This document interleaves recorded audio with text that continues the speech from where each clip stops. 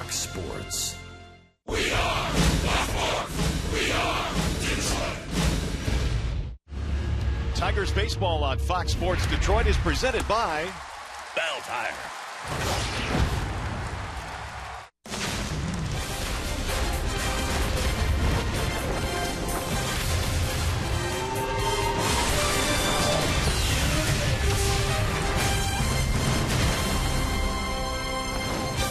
2015 has been anything but productive for Justin Verlander and Rick Porcello, but the friends and former teammates, they will square off tonight, hoping to change their 2015 fortunes.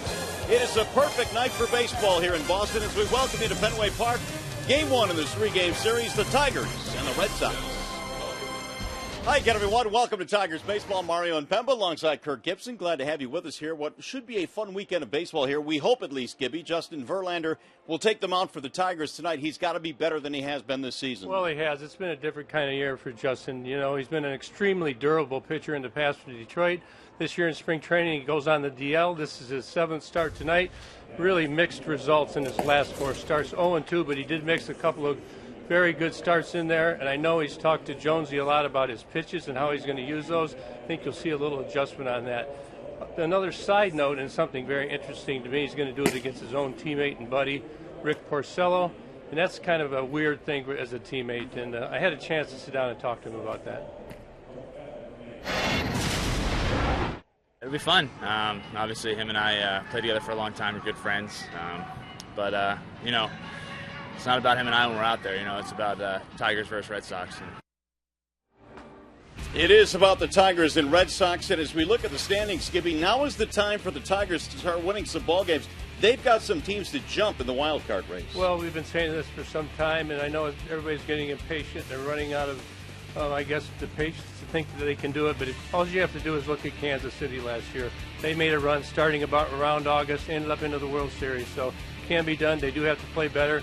And Justin, it'd be good if he'd start with a good start tonight. All right, hopefully that'll be the case here at Fenway Park. Game one in this three-game series coming up. After a short break, we'll send you back to the Culsham Studios. We'll check in with Matt Shepard. But how about this? The Tigers last year won 5 of 6 from the Red Sox. Hopefully more of that same magic beginning tonight. Tigers Boston, game one, next.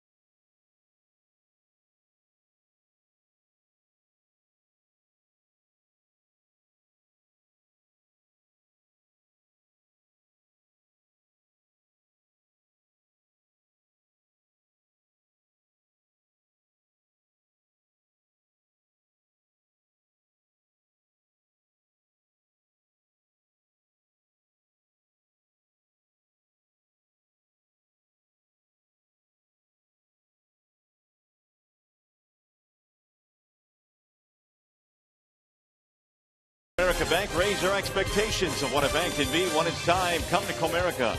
By Jeep, find your summer of adventure with great deals at the Jeep Summer Clearance Event. And by Spartan Stores. For locations, visit turntospartan.com. What a gorgeous night for baseball here tonight. We're at Fenway Park in Boston. The Tigers starting a 10-game road trip, the first of 3 at venerable Fenway Park. And gorgeous weather here tonight as we check out the Tigers starting lineup for this one here tonight. The Tigers look like this. It's presented by your Southeast Michigan Ford dealers. For Detroit tonight, Ian Kinsler will start things off. He's followed by Yoenis Cespedes in left, Victor Martinez the DH. Middle of the lineup has JD in right, Castellanos at third, Alex Avila, who does pretty well here at Fenway. He's doing the catching. Mark Krause, Jose Iglesias, and Anthony Gose will round it out for the Detroit Tigers. Defensively, meanwhile, for the Boston Red Sox tonight, this is how they look. It's brought to you by Tim Hortons. They have Mookie Betts patrolling center field. Diaz in left, Victorino is in right.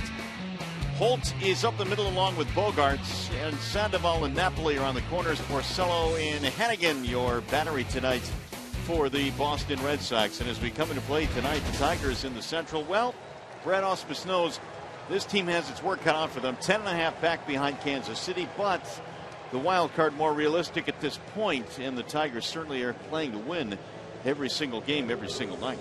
Yeah, every series that they go into, Mario, you're trying to get the sweep if you can. Kind of disappointing in the last series against the Mariners. We had a 2-1 game lead, and a tough loss yesterday, a long game, but we got in here fairly early in Boston. It's always exciting. It brings lots of energy to come here to Fenway Park, the oldest and smallest ballpark, and so they'll have plenty of challenge ahead of them tonight. Well, here is who the Tigers will face, a familiar face. It is Rick Porcello. Let's take a look at Rick. He's 5-10 on the year. This is his 19th game. Relies heavily on his sinker. Does throw a curveball as well, and slider and change. He adds that to him. And if it was the National League, it'd be a little bit different. He'd be batting against Justin, but he isn't. And here we see some pretty good years. 6 years with the Tigers. It's much different to see him in the Boston Red Sox uniform tonight. Yeah, that patented sinker of Rick Porcello got ground ball after ground ball after ground ball in a Tigers uniform. Here are some of the numbers that Rick had with the Tigers. Made his major league debut at just 20 years of age back on April 9th in 09. Of course, many remember that game that he pitched, game 163 in 2009 against the Minnesota Twins. He was just a rookie that year. 20 years old, wasn't he? Yeah, he was just 20. So he's certainly come a long way, although he has really struggled this season for the Red Sox. We'll see what he can do against his former teammates. So Porcello will face Kinsler, Cespedes, and Victor Martinez here in the first inning. Got some cloudy skies above. There was a little bit of rain earlier here. Nothing really major, and it should be a beautiful night for baseball here in Boston. Ian Kinsler batting .285 will start things off. Always fun to come to Fenway Park. Now the big crowd is on hand here tonight for game 1 in this series. Kinsler, Cespedes, and Victor Martinez facing the right-hander Rick Porcello. Kinsler with 5 home runs. He's knocked in 43 this year. And here we go. The first one tonight is popped up. That's in the right field and playable for Victorino, and 1 pitch and 1 out. Well, Ian tried to jump him right there. He figured that Porcello was going to come with the strike. He actually had a pretty good pitch. Probably missed a pitch he could have handled a little bit better. But that aggressiveness has worked well for him recently. And so that'll bring up Yoenis Cespedes now. He's batting .291 with 14 home runs this year. Cespedes slowed down a little bit on the homestand. He batted just .214 for the Tigers on the recent homestand.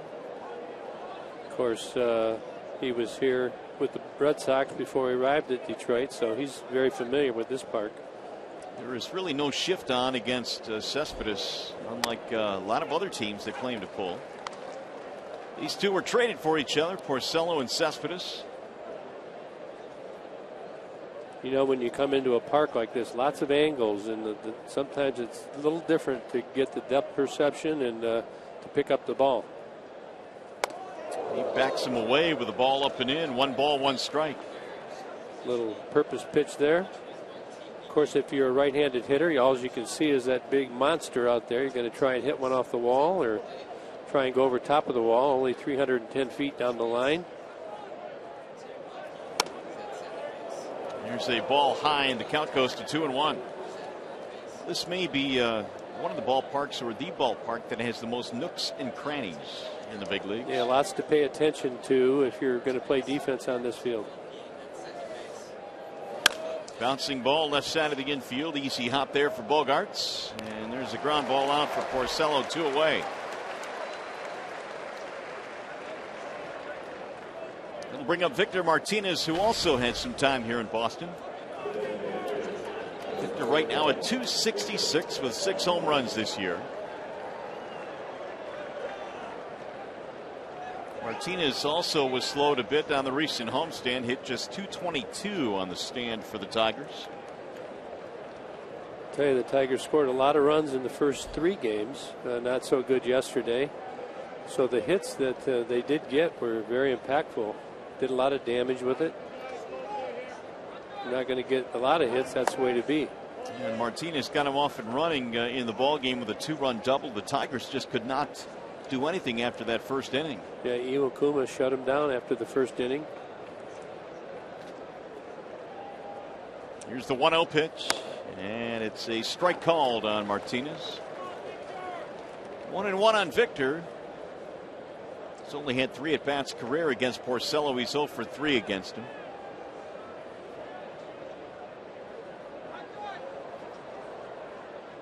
Now the 1-1. 1 ball, 2 strikes on Martinez. The Red Sox coming in have lost 8 consecutive ball games. They are in a tailspin right now. In fact, in that 8-game stretch, they've been outscored by 28 runs. And just came off a road trip, but they were 0-7. So lost the last game before the All-Star break, and now all 7 on their recent road trip. That's fouled back. And this, Kirk, is a Boston team that a lot was expected of based on a lot of the moves they made in the offseason. Yeah, and things have not gone well at all. Actually, before the 0-8 slide, they kind of were inching back towards 500, but now back where they started. I don't think things are going too well over there in the Boston clubhouse. 1 ball, 2 strikes. And Martinez takes one in the dirt. We'll make it 2-2 on Victor. Yeah, first curveball of the game from Porcello. Down in the dirt looking for a chase. JD Martinez waiting on deck. Tigers are 47-48 entering play tonight, trying to get back up to the 500 mark.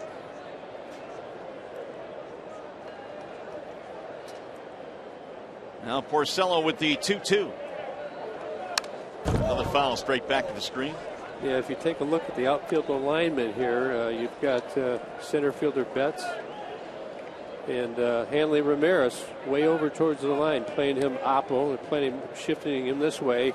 I think maybe thinking Victor's going to try and aim over at that wall a little more since he's in Fenway Park.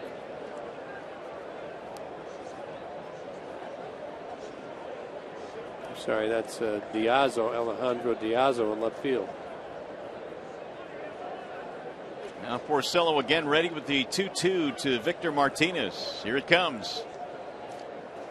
And he missed it inside. 3 balls, 2 strikes. Porcello wanted it. Was about a step back to the dugout, but was not given the call by Tim Timmons. So he's mixing it up here on V-Mart. Tries to come in hard on him. Fox Tracks says it's just a little bit off the plate. Good call by the umpire. Hannigan held it there, did not get the call. So it's 3-2 now on Martinez. Another foul back out of play. Always wondered what it's like for left-handed batters. Gabe, when you come to this ballpark and you see that monster out in left field, does it change your swing at all? Well, when you get into batting practice, you're definitely going to go out there and try and hit one off the wall.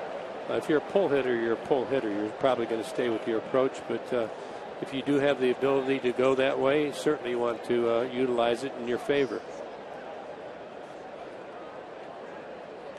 Victor's played enough games here. He knows how to do it. Again, the 3-2. Swing and a miss. He struck him out. Well, Rick Porcello has himself a 1-2-3 inning and his first strikeout of the ball game.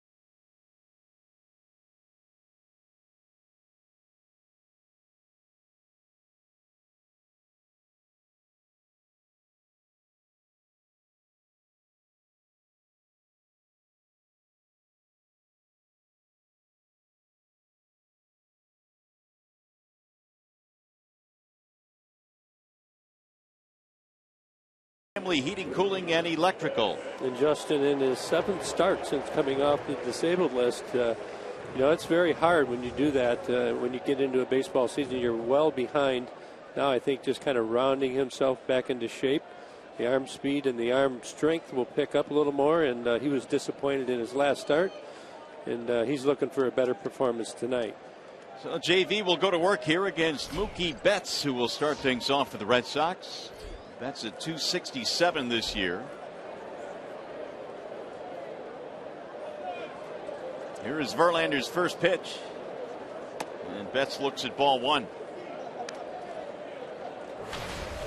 Good speed. He has 10 home runs, pretty good power as well, but he has stolen 13 bases.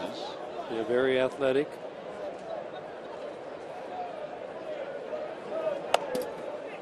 And it's a strike called, 1-1 on Betts. Really like that pitch right there, down in the zone. I thought Justin was up in the zone last game too much with his fastball. I think that's where it needs to be.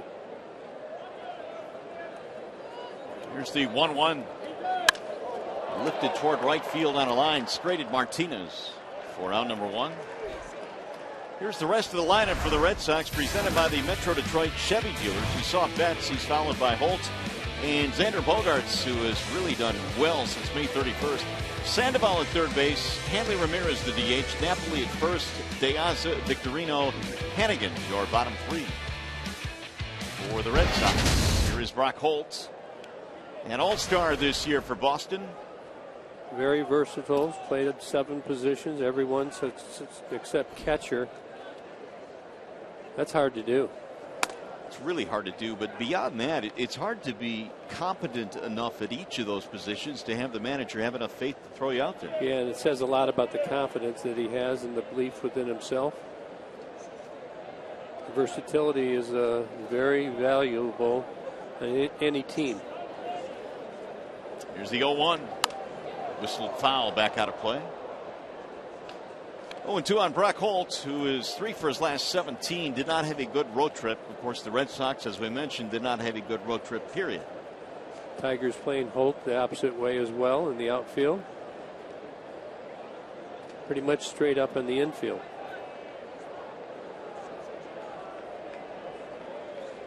Here's the 0-2. 0-2, the count remains on Holt. Xander Bogaerts on deck. You know, Justin has thrown his curveball many times over the plate, down in the zone, and Like to see him maybe backdoor it a little bit, throw it outside and try and hit that outside corner.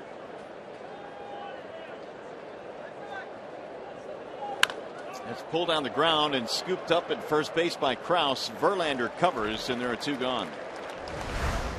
Here is the Tigers defense tonight, presented by Beaumont Health System. You've got Cespedes, Gose, and Martinez in the outfield. Castellanos and Kraus on the corners in the infield. Iglesias, Kinsler up the middle. Avila, Verlander, your battery. And that's a good defense. Second fewest errors in the American League. And just watching that play right there, Mark Kraus with a clean pickup. Justin Verlander, very quick off the mound. That's one of the things he does well, besides throw the ball. Here is Xander Bogaerts, who is having a really good year. 306 this season for Bogaerts. Well, we'll take a look right here. Look at JV. Immediately goes. You know, if you wait just a half a step, you end up getting to the bag about the same time as the runner. Got there early, made Holt shut it down, made the play easy. 0-2 on Bogaerts. Tigers have had their moments this year, but by and large, defensively, they've been so much improved. Yeah, I think if you look at the numbers, it'll prove it over time. Everybody's going to have their scrappy games, their miscues. Long season, it's going to happen, but overall, very, very good. Now the 0-2. Bogaerts has knocked in 46 this year. There is Omar Vizquel, who is responsible for the Tigers defense. He's done terrific work this year with Jose Iglesias.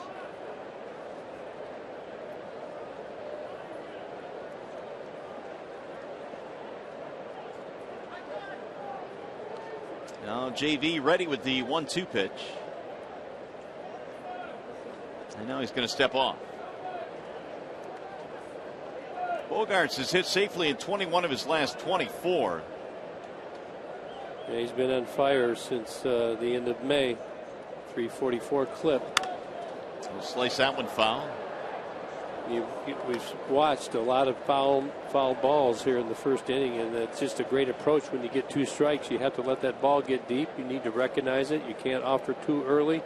And an off-speed pitch. Bogaerts there with very good form right there. You got to give up a little bit on the fastball, but it puts you in great position on something off-speed. Another one foul. They put the emergency hack on that one and stays alive. Yeah, he took that one almost out of the glove of Avila. Bogaerts has done some of his best work at home here as you look at Sandoval waiting on deck. Xander 381 in his last 30 home games.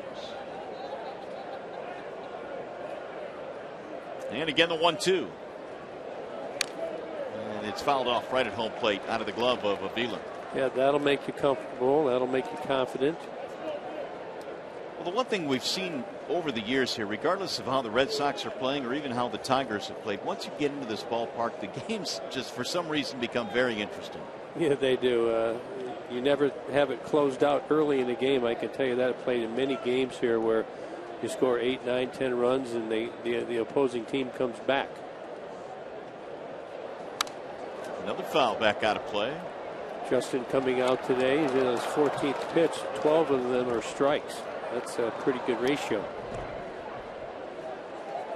Verlander career here at Fenway is 2-3. His ERA is sub-4, 3.97 in this ballpark.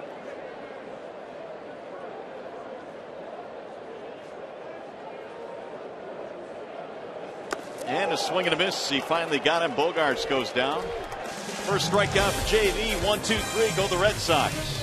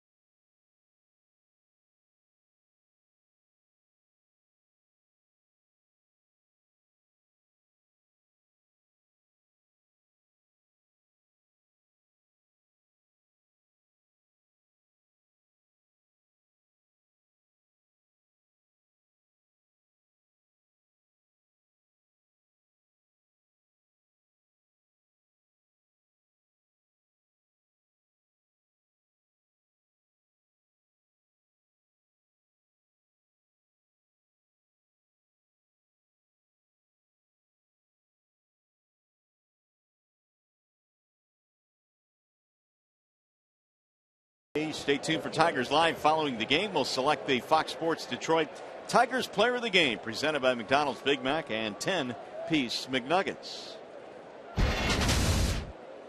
Here come the Tigers now in the second.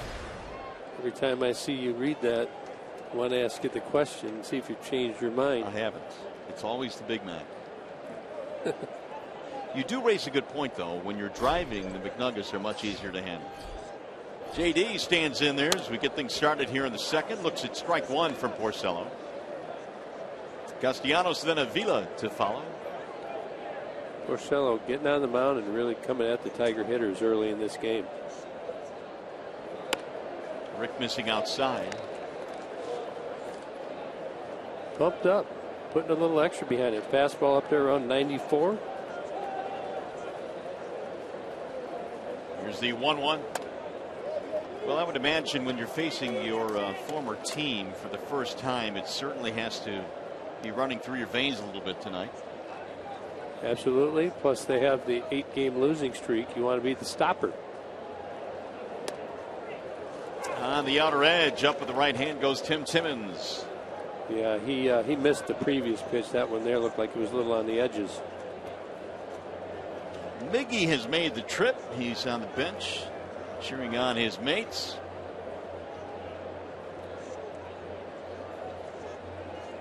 Here's the 2-2. Drilled to center field and a base hit. JD Martinez with the game's first hit, a single to center field. Well, you're going to see right here, we're going to play this replay, why JD's so good, being a much better hitter. Just watch this ball running in on his hands. He pulls his hands in very nicely. Doesn't get long, doesn't come around it, and barrels it. See him bring those hands in. Well, snap an 0 for 10 for JD, who has not had too many stretches in which he's gone hitless this year. And he brings up Nick Castellanos, who has turned it up offensively in the month of July. And Nick looks at a ball high, 1-0. Talking to Nick last night, his brother, had a big start last night. Ryan? Yeah. In Lakeland, right? Yeah, since the Tigers drafted, he's been doing good. Nice. Very good. He was excited about that. Here's the 1-0. Ryan was drafted in the 25th round by the Tigers this year. Started in the Gulf Coast League and then was elevated to Lakeland. Now in Norwich. 2 balls, no strikes. Did you see JD look back there at Omar?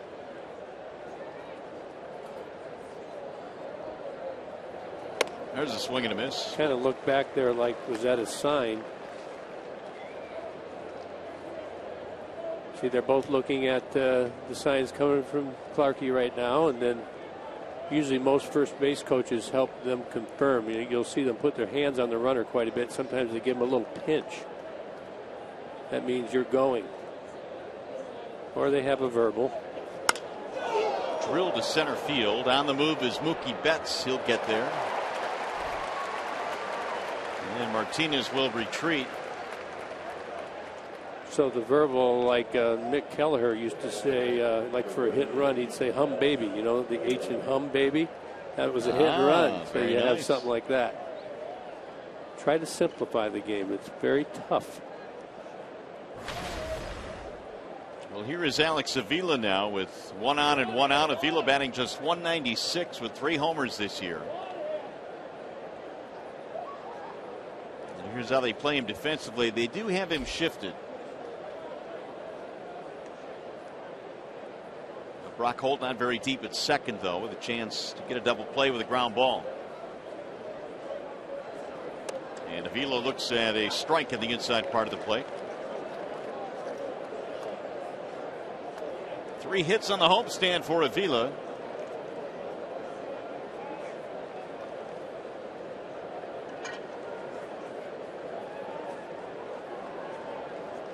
Martinez led it off with a single. We're in the second at Fenway in the first of this 3-game weekend series. Time is called as Avila steps out. So we're marching toward the trading deadline. It's the 24th today. The 31st is the deadline at 4 p.m. Eastern. And the Tigers trying to decide which way they will go. Here's a throwback. And so much has been made, Gibby, about buying or selling. How about standing pat? I mean, that's always an option, isn't it? Well, it is. You know, a lot of your goes upon whether you consider that as what you can get in return, number one. So every club around the league is offering players and looking at what they can get in return. That drives whether you're going to consider it or not. Detroit's probably one of those teams like the rest of them. That'll get through the catcher. Hannigan to the backstop it goes, and Martinez moves up. But I don't think there's an urgency to do that. If you don't trade guys, you hope not to lose them. Here we're going to see it's got to be a wild pitch right there. That'll put Martinez in scoring position. Wild pitch indeed. And we'll see if Avila can plate him. 1 ball, 1 strike.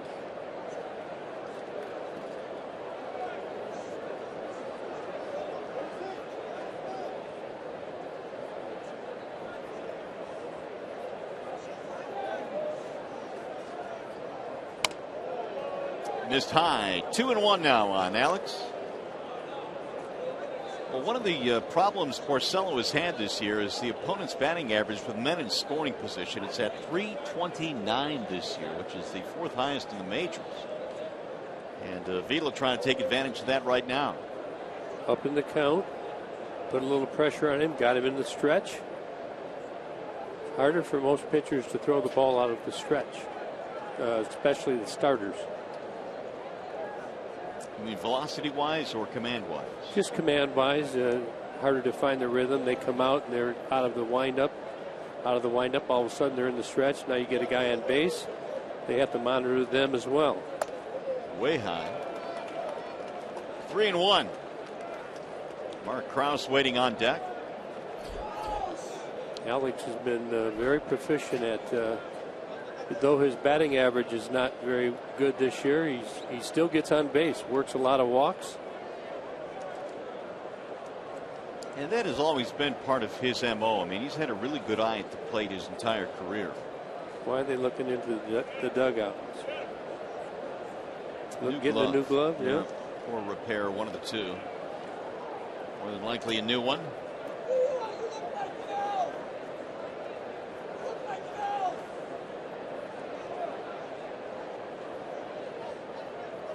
Three balls, 1 strike on Avila. Porcello in a bit of a jam here in the second. Trying to think what happened that the glove would break.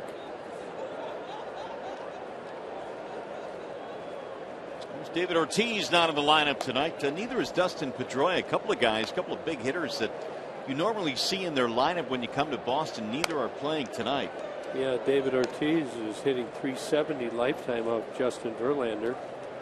Couple home runs, but the Red Sox got in early this afternoon. They decided to stay from the West Coast and fly back today, so a little different, probably giving the older guys a day off. Meanwhile, 3-1 on Avila.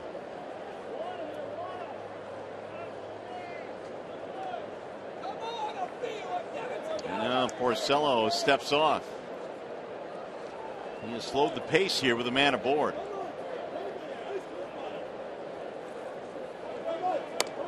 And he takes a strike. We'll go to 3-2 now on Avila. Right on the edge, up and away. Good take by Alex. Don't want to offer it that. Not much you can do with it. Now on this pitch, he'll certainly have to offer at it. Hannigan behind the dish tonight for the Red Sox.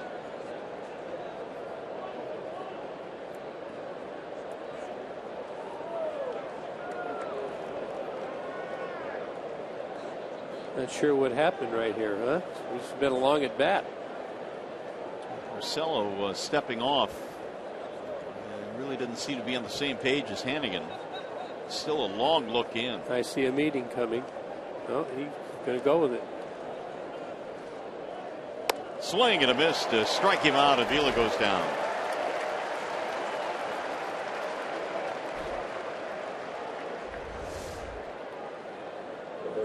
Pretty good pitch. Been throwing the ball away hard on the outside corner. Comes with a slider down and in. MGM Grand Detroit brings you the scouting reports on Rick Porcello when he teams up with Hannigan. The ERA 3.60 compared to the other two catchers. Yeah, Blake Swihart, very young kid. Brian Hannigan has a lot of experience. Very good catcher behind the plate. A lot of knowledge of the hitters around the league. Puts it to good use there with Alex. So it'll take a 2-out hit now from Mark Krause, who stands in. Krause had 3 hits on the homestand, batting just .149 overall this year. Got a couple of hits against Porcello. Tigers need a big hit here. And Krause looks at a strike 1-1. Porcello seems to be fairly sharp about hitting the corners. He's working both sides of the plate. 31st pitch.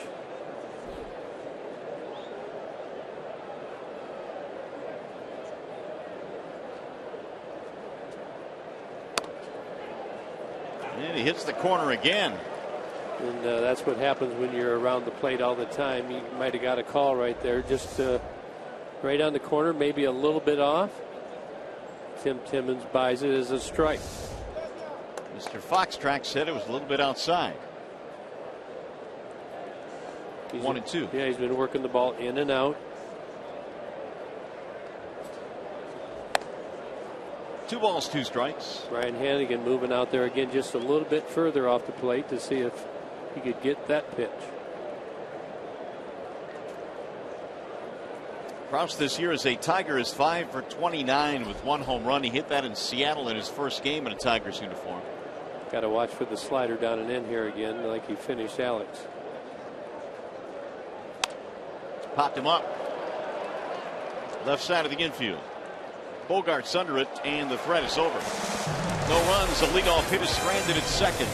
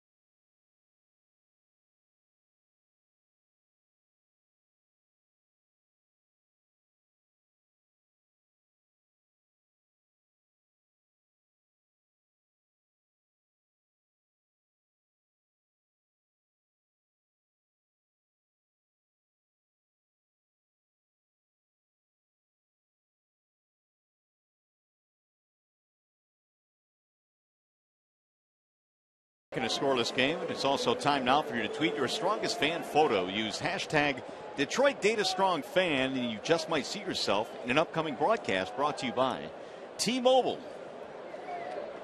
Got some lurking clouds in the air. In fact, we've had some lightning in the distance here, but no rain. That's the good news. Once you get your phone out and do a tweet. No, I can't do that. It's against the rules, Gibby. Well, you just told our viewers to do it. Well, yeah, but they can because they're at home. They're not working. We're working. Sandoval leading it off. Ramirez and Napoli to follow against Justin Verlander. There's a ball missing outside. 1 ball, 1 strike. Pablo Sandoval coming over here from the Giants. A couple of world championships. Last offseason has not produced like the Red Sox thought he would as well. Much better from the left side. I believe he's got 7 home runs from the left side, none from the right. And to get into a situation, Brad Ausmus will want to turn him around and make him bat right-handed. Here you see 049 right-handed, 292 left-handed.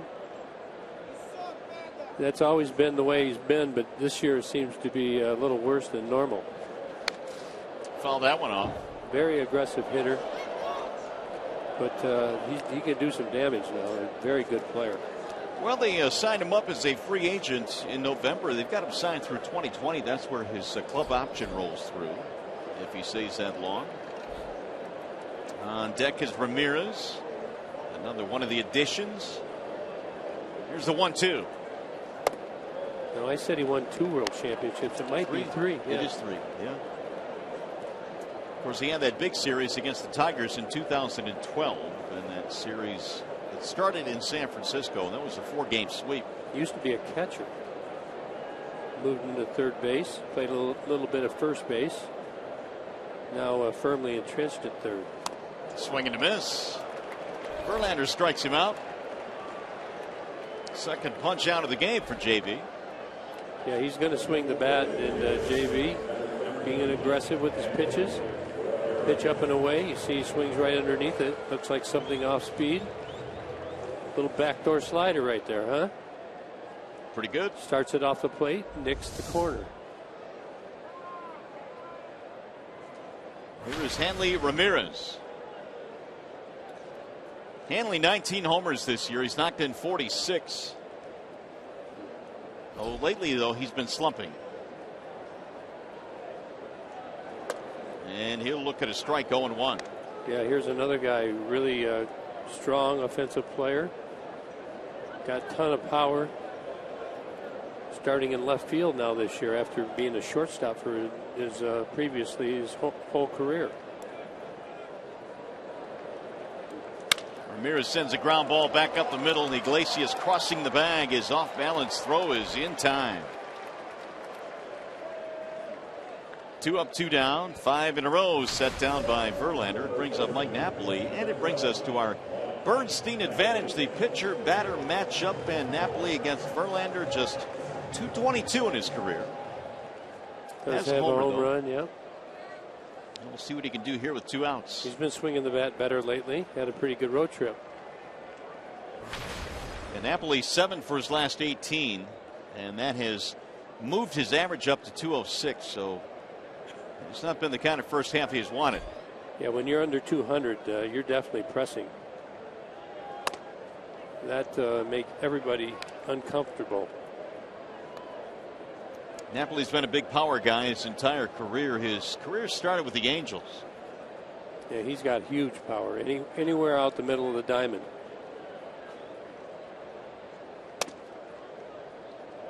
One ball, 1 strike on Napoli.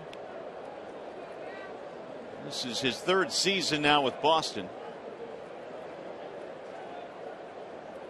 Also used to be a catcher, now pretty much first base.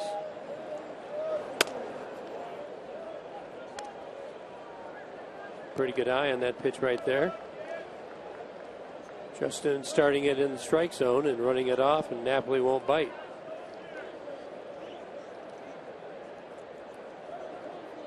Here's the 2-1. That is popped up behind the plate. Avila coming back to the screen, right on top of the screen. Thought that was in our booth there for a second.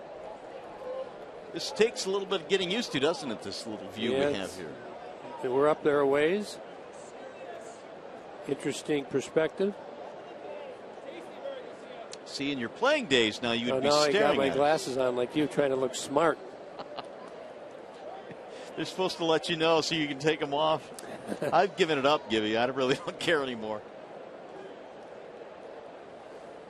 I'd rather be able to see. It's a good view. Here's the 2-2. Broken bat down the left field line. Cespedes will make the play. Good jump.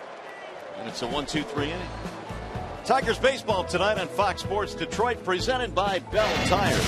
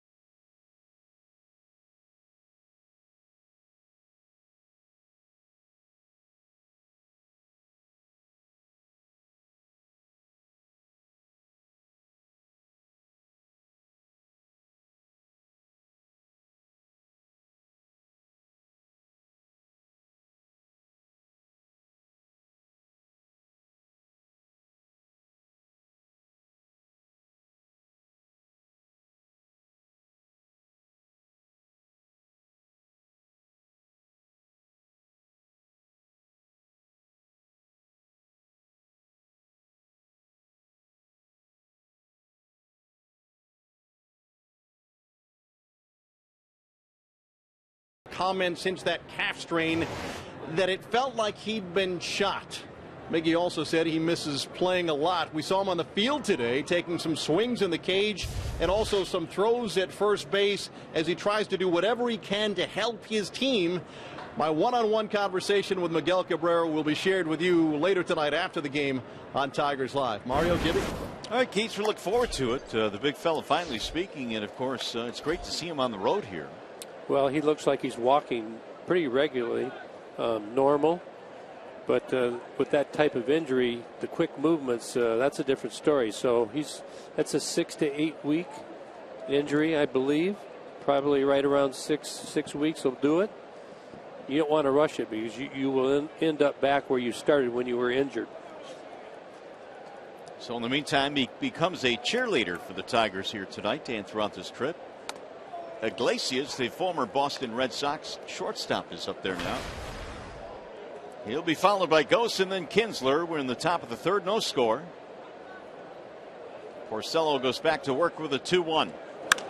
Drill to left field, and that is going to be over the head of De Aza, up against the wall. It rolls away from him. Iglesias hit a rocket out there, and he's in with a double. Man, is he hot. Yeah, he's seeing the ball well, and he dropped the bat head on this, and this gets over Diaz's head very quickly. There's that scoreboard out there. You never know what way the ball's going to bounce off it. Got to make sure you run hard out of the box, being the batter, because it could bounce right back to the outfielder, and they can get you at second. But this is not the case. So leadoff two-base hit, giving the Tigers a good scoring chance here for Anthony Gose. Yeah, that scoreboard out there, first of all, as an outfielder, it's very hard to run into, and it's not smooth, so the ball can go anywhere. Popped him up foul down the third base line. Let's see if Sandoval has a play. He can't quite get there. So when you came here to play in Boston as a player, how important was it for you to kind of relearn the ballpark during batting practice and, you know, how to play the walls and such? Yeah, you do it in every park you go to. This one's unique. You have to get out, take as many fungos off of the wall as you can. If you have early batting practice, you come out. And in a regular batting practice, you play every ball you can. And the other thing to remember is we're looking at the left fielder here, but the center fielder must go to the left field on every ball hit the left field as well. Grounded towards second. Good job by Ghost to advance the runner. They call it playing small ball right there. Well, they got him over. Now they got to get him in. And it'll be Kinsler to step in. Iglesias with the leadoff double. Ghost gets him over, and the ball to the right side of the field. Ian Kinsler's in the catbird seat. Any hitter wants to be here. Man on third, less than 2 outs. Ian enjoying a 372 month of July. And his average at a very good 284 now. It's really taken a jump this month. And previously he'd really struggled. Ball one high from Porcello.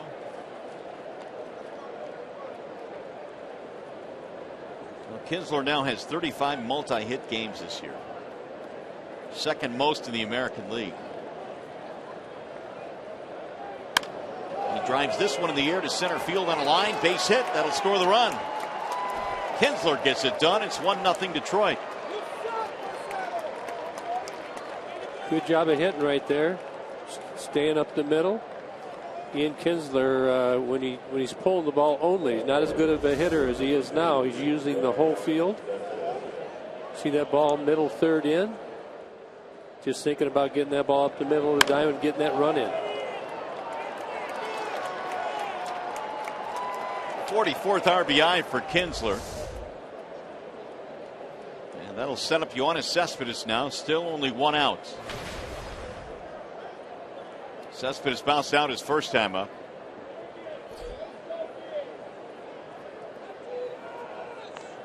Ian should know Porcello and his move pretty good. Played a lot of games behind him.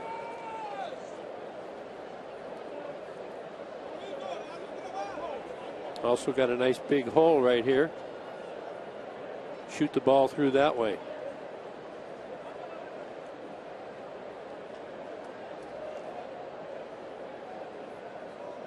Cespedes will look at ball one.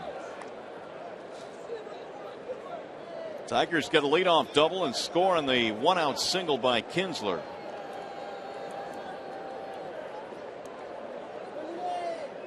Yoenis in the 2 spot again tonight for the Tigers.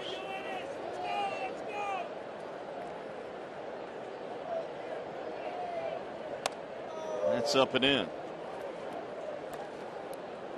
Cespedes with 28 doubles so far this year. He, of course, along with David Price, are the 2 names that are being bandied about, and a lot of rumors out there, and a lot of the writers have talked about the potential of Cespedes being traded. Likewise, David Price.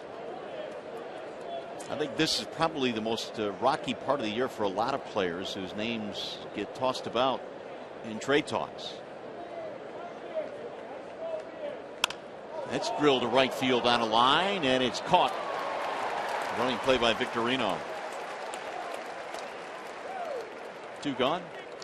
Calling all Michigan State University alumni, students, and fans. Get a Tigers hat in Spartans green and a ticket to see the Tigers play the Rangers August 21st, 7:08 p.m. when you buy a special ticket package exclusively at tigers.com/MSU. Well, you were talking about Cespedes and David Price. They're not in the same situation. David Price would require compensation in the form of a draft pick next year. Yoenis would not. A little different rules. He has a provision in his contract as a 4-year free agent where the Tigers would not receive the pick. Here's Martinez. Well, I know Victor talked about when he was with the Indians and was traded here to Boston a couple of years ago at the deadline. He talked about how difficult it was on your family. They're not knowing where you're going to be for the rest of the season and really beyond that.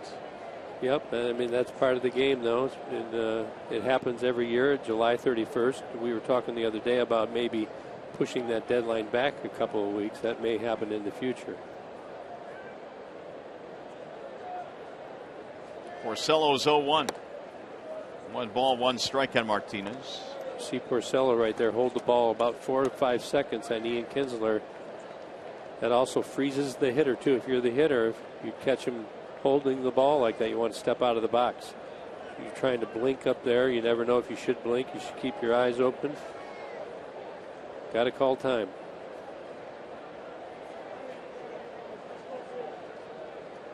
Runner goes. 1-1 is high. Hannigan's throw is on the money, but not in time. Stolen base. That is the 7th for Kinsler. Yeah, he got a good jump right here. Ian did his homework. Off and running. Looks like they called the pitch up and away just a little bit. Hannigan, catchers will do this many times, try and get a good pitch to handle if the guy is running. But that's Ian's 7th steal on the year. He had 15 each the last 2 seasons.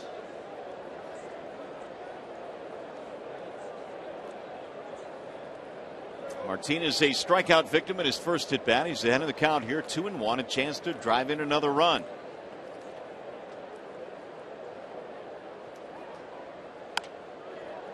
Down the left field line, back toward the seats. 2-2 on Victor. Porcello really working Victor both sides of the plate, trying to throw that ball inside. A little bit elevated. Victor doing a good job of just fouling that pitch off. Should Martinez reach, JD is on deck. Yeah, Porcello struck Victor out on a fastball, 94 miles an hour last at bat, in his first at bat on the outside corner.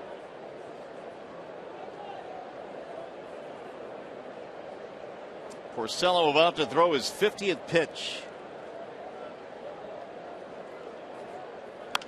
Another foul back out of play.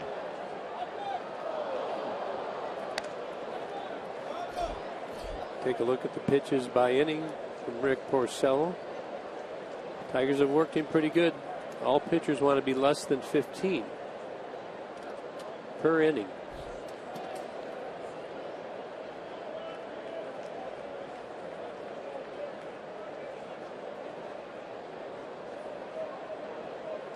Two on Victor.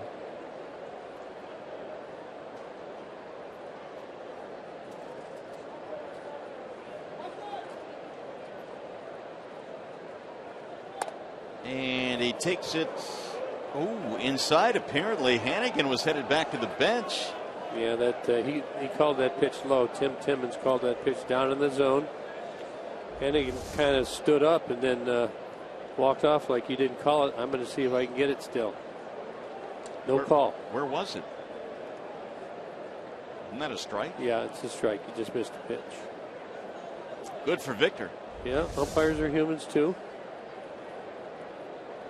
You ever make a mistake? How about today? About 1,000 of them. Today? Yeah. You're embellishing. Okay, maybe 950. 3-2. Told you a million times I don't embellish. I'm going to start counting. 3 balls, 2 strikes on Victor Martinez.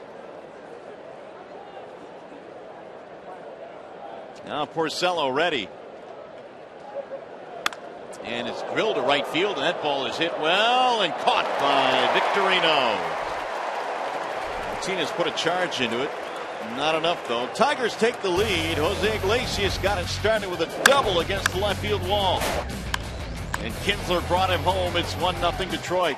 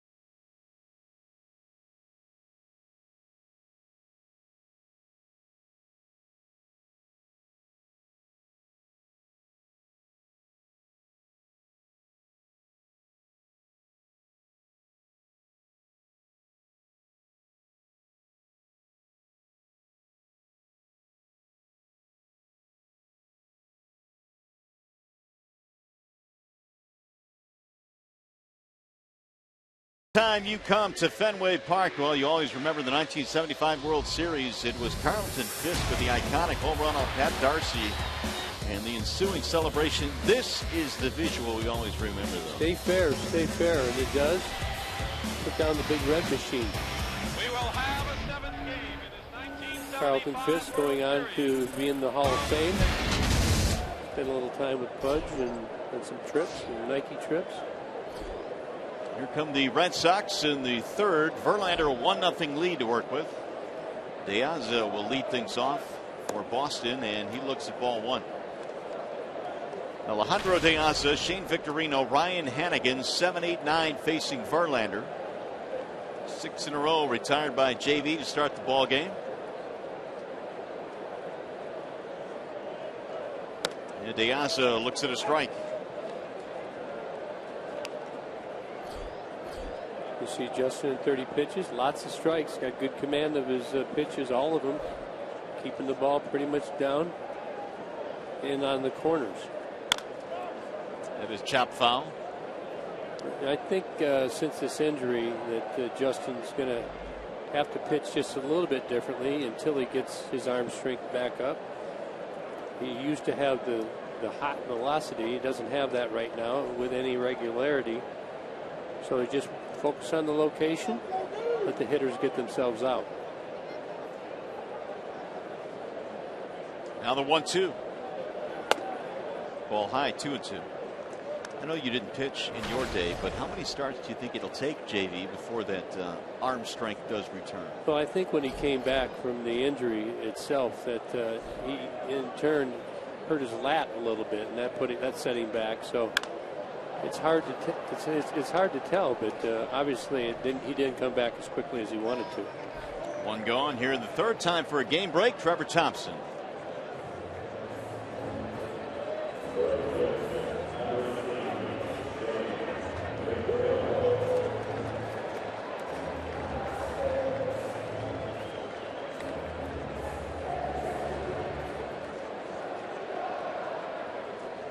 All right, Trev, thanks. Here it is 1-0 Detroit. And the RBI single by Ian Kinsler. Here's Shane Victorino. .247 batting average for Victorino. Ball one high.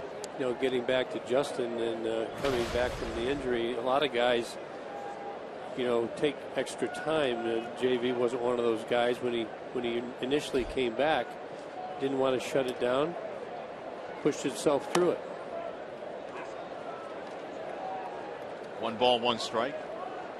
Well, there's that competitive spirit, I think, that most guys at this level probably share, but there's also, I think, an area where you have to be careful and give it enough time to heal before you come back. Well, that's true, but sometimes you don't know whether you should go or not, and you can be too cautious. Yeah. Yeah, it's hard to tell sometimes where that line is. Well, he's thrown enough pitches to know that it's time to go or it's time to say no.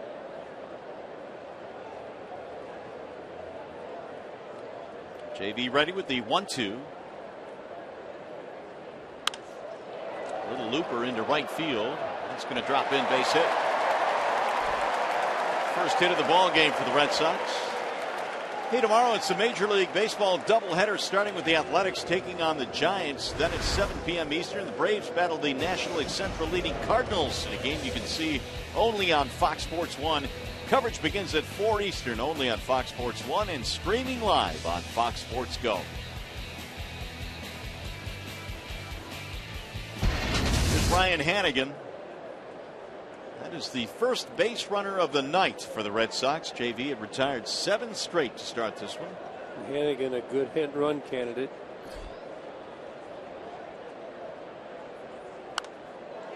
Foul straight back. What are you flinching for over there? I didn't flinch. I just You simply, did as well as I did. I just Yeah. simply moved to my side. It was a smooth flinch. You're the one with big league experience. I expect you to protect me up here. Yeah, well, my left hand doesn't work very good anywhere, okay? So I'm counting on you. Copy that. Hannigan batting .220, just 2 for his last 15.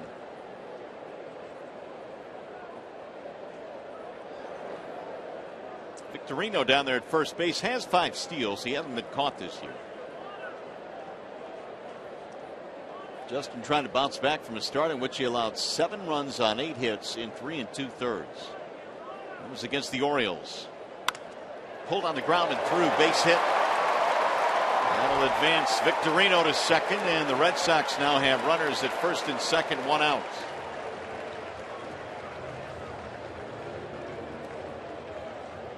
Well, the JV's given up 2 hits right here. Really, neither of them were hit that well. This is a ground ball, is what you're trying to get. Victorino had a little looper, but important now to make the good pitch and get out of this inning. You got to cut it off. In his last game, he was unable to do so. Top of the order now, Mookie Betts will stand in.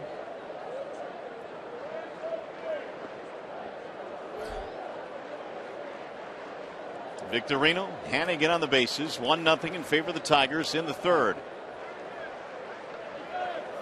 And Betts looks at ball 1.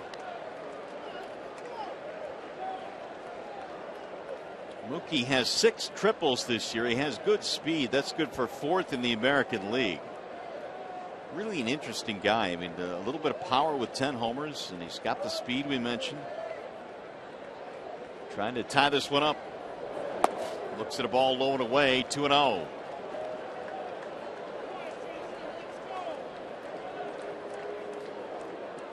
Betts is a .315 career hitter in the minor leagues, or was, I should say. A young major leaguer. Hopefully, right here, Justin can get him to offer it a pitch on the marginal side. Get a little energy in his legs. 2-1. 2-0 slider.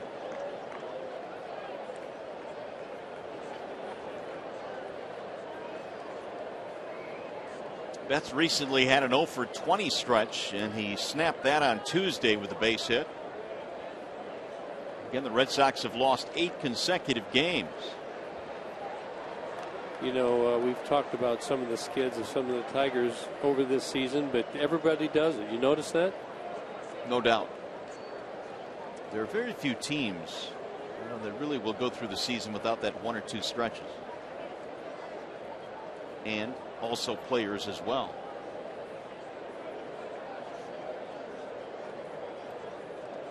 It's been a tough year for John Farrell and the Red Sox in their current 8-game losing streak. Here are some of the numbers.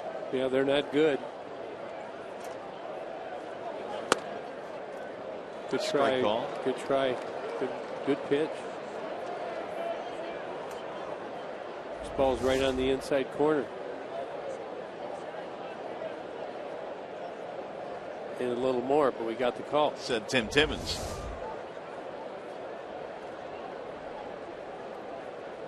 Two and two the count.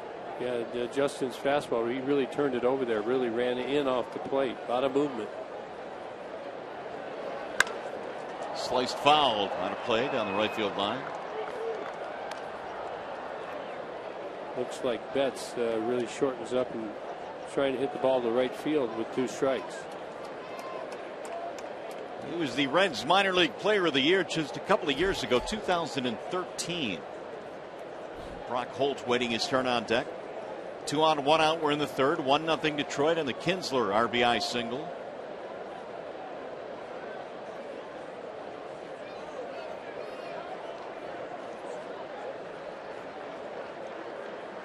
Runners go, and a bouncing ball foul. Actually, the lead runner Victorino broke to 3rd base. Yeah, Justin's been a little slower lately with the high leg kick. See Victorino go. Hannigan stays. And if you're going to steal like that, you want to try and have some eye contact or some form of communication so both runners go.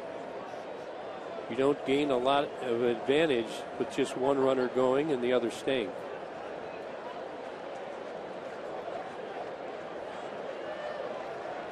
Two balls, 2 strikes.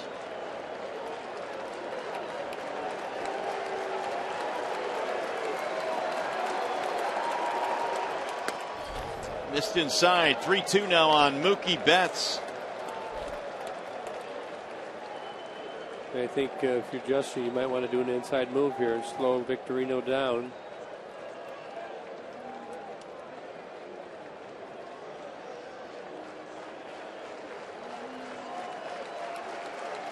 One out single by Victorino. Hannigan followed with a base hit to left field. The 3-2. Swing and a miss, struck him out. That was a great pitch right there. I really liked the previous pitch when he came back inside. Here he comes back down the middle of the plate, it looks like, but the ball cuts and it's a little slider at the end. If you watch how it disappears, a little depth at the end. And he gets Mookie Betts in a big situation. Seeing a little more movement late in Justin's pitches today. That was an 8-pitch at bat, and it'll bring up Brock Holt now with 2 outs. Holt grounded out to the first baseman his first time up. Swing and a miss.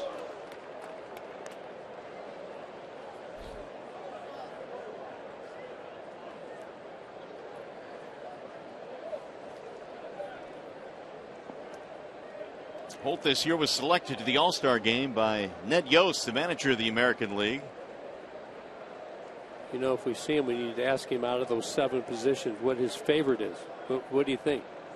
It's a good question.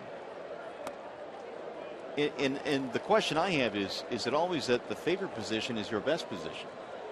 I would say no. And the coaches may have a difference of opinion, you know what I mean? No doubt. Because sometimes the coaches think you're better where their need is. The need tonight is second base. He is playing for Dustin Pedroia, who is on the bench. They've got a loaded bench tonight with Pedroia and Ortiz. Yeah, it's strong. Soft line drive, base hit into center field. That'll score a run. Victorino comes in. Hannigan goes to third, and a 2-out single by Holt has tied the game.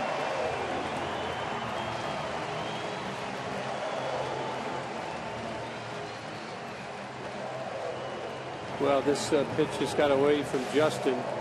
0-2 count. You're not trying to leave the ball up and out over the plate like this. Just didn't do a lot. It was a curveball, probably trying to go down and in, but hangs over the middle of the plate, and Brock Holt with the RBI single. RBI number 23 for Holt. Runners at the corners now, and here is Xander Bogaerts. 1-1 ball game here in the third at Fenway. Bogaerts 0 for 1. Swing and a miss. Verlander struck him out in the first inning, ending the frame.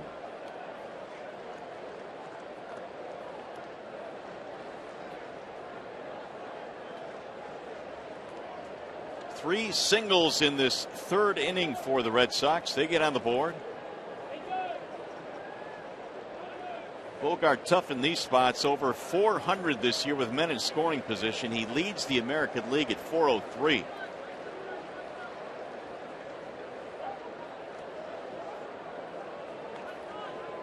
.23 pitches this inning for Justin. Needs to cut it off right here. Gets a very tough hitter.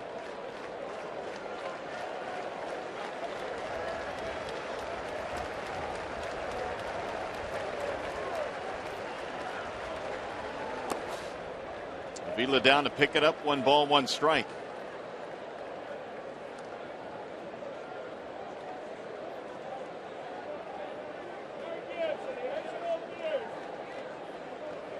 Bogaerts has hit safely in 21 of his last 24 games. It has been a terrific season for the Red Sox shortstop, who leads all shortstops in the American League in hits and doubles. Only 22 years old. Yeah. A lot of good young players in the game just coming in. Here's the 25th pitch now for Verlander, and it's fouled off. Ooh, watch out in the stands. 1-2. Take a look at pitches by inning. This one by far the most stressful for Justin. 53 total.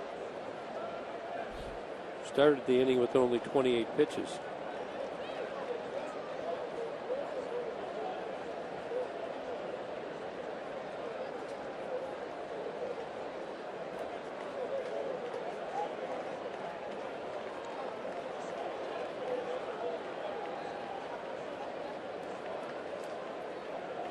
Verlander started the game by retiring 7 straight. Victorino broke that up with a single here in the third, and then a couple of hits later, Red Sox have tied the game after the Tigers scored 1 in the top of the third.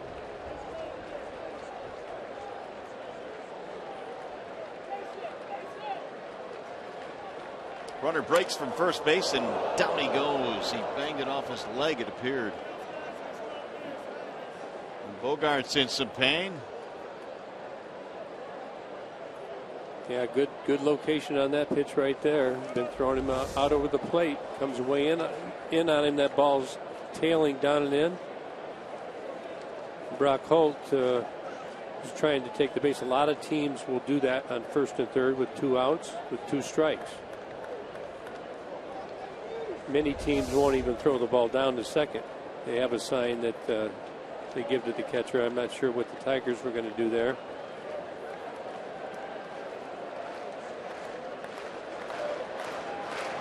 One and two. John Farrell and company looking for their first win since the All-Star break. Time was called before that throw went to first base.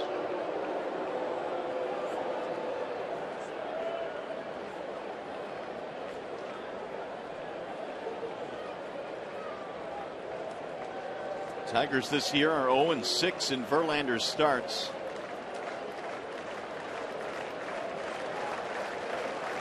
Trying to pitch the Tigers back up to the 500 mark. They came in 1 under. And again, Holt is chased back to first base. So I like this here when he keeps throwing over to first. You hear the bluebirds come out. And I enjoy it, and I like to see how Justin's paying attention to the runner. Number one, number two, maybe he's just trying to slow the game down a little bit here and make a good pitch. Maybe a little bit fatigued. Just off the plate. 2-2 on Bogarts with Sandoval waiting on deck. Here you go. That's what I was talking about here. Yeah, that's pretty good. 403. That's a hot clip right there. I mean, we're in the month of July right now, toward almost to August. And he's still over 400. Now, if that was batting average, it'd really be something, huh? No doubt. And the last guy was George Brett, who was even close at this time. That was back in the, 80s? That would have been 19. I think that was the 84 season, wasn't it? It might have been 84. It was in the 80s for sure. Yeah, he hung up around 400 for a while. A lot of talk about could he do it. Can anybody do it? And what the last guy was Ted Williams, right? Yeah. You think it's possible? I don't think so. Not in your and my lifetime. Yeah, and with the media crush you would get in the month of September if you were even close, these days is much different. Yeah, you get a media crush in May, though. That's in the air toward right field. Ghost and JD on the move. Ghost runs it down. Good communication out there. And the Red Sox settle for 1 run. They leave a couple of men on base after 3 at Fenway. We're tied at 1.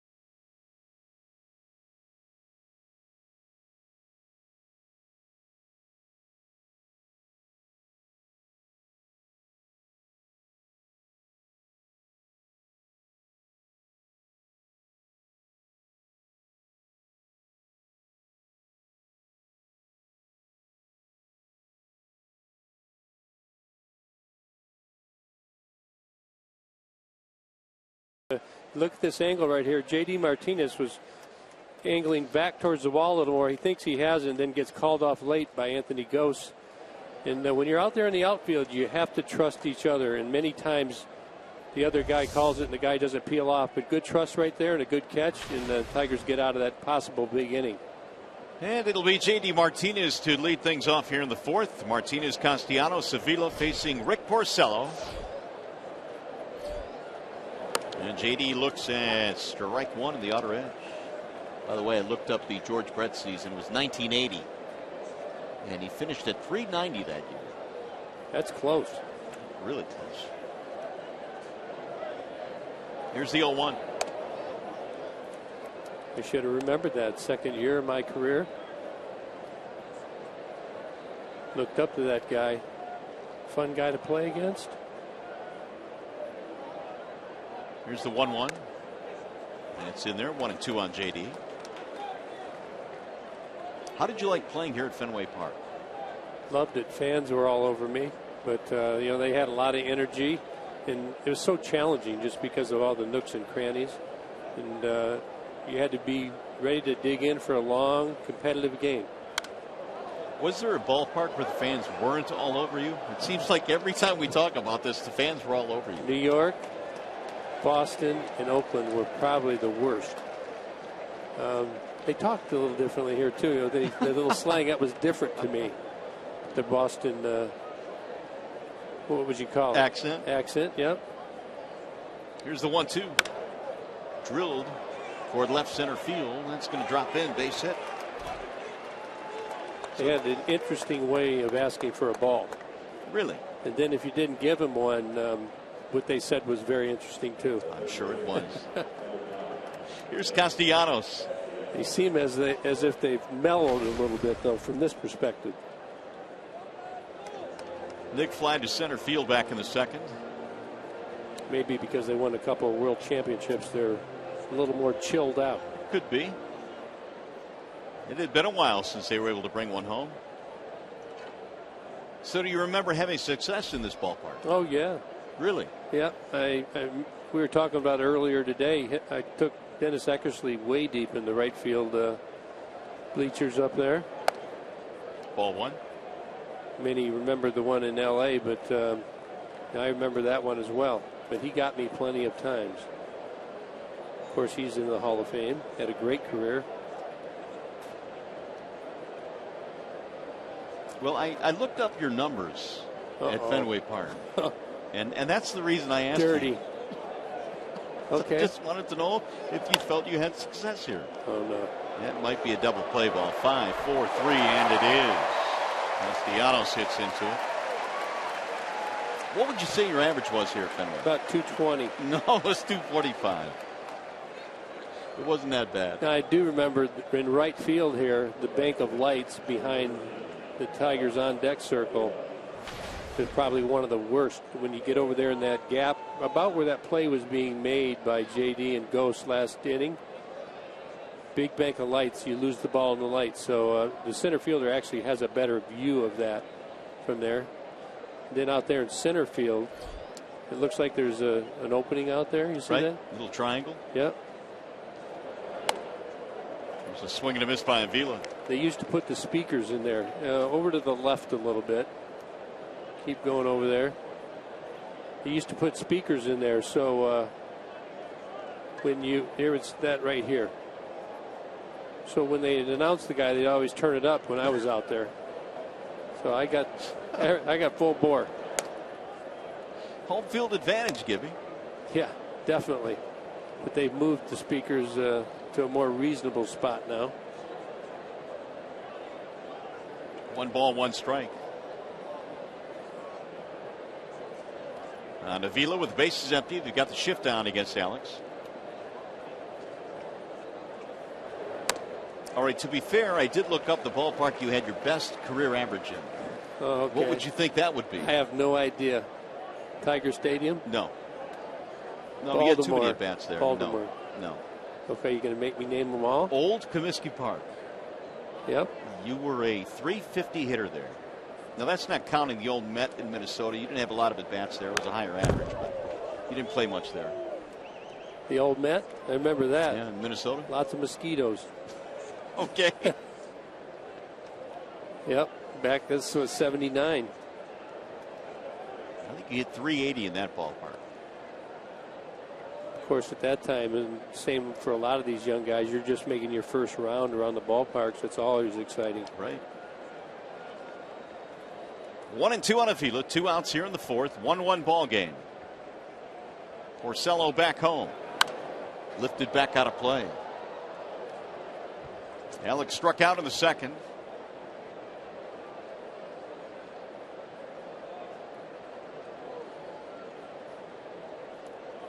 Now Porcello will walk off the mound. He is in search of the final out here after giving up a leadoff single to Martinez. Got one of his patented ground balls to get a double play. Pitcher's best friend, double play ball.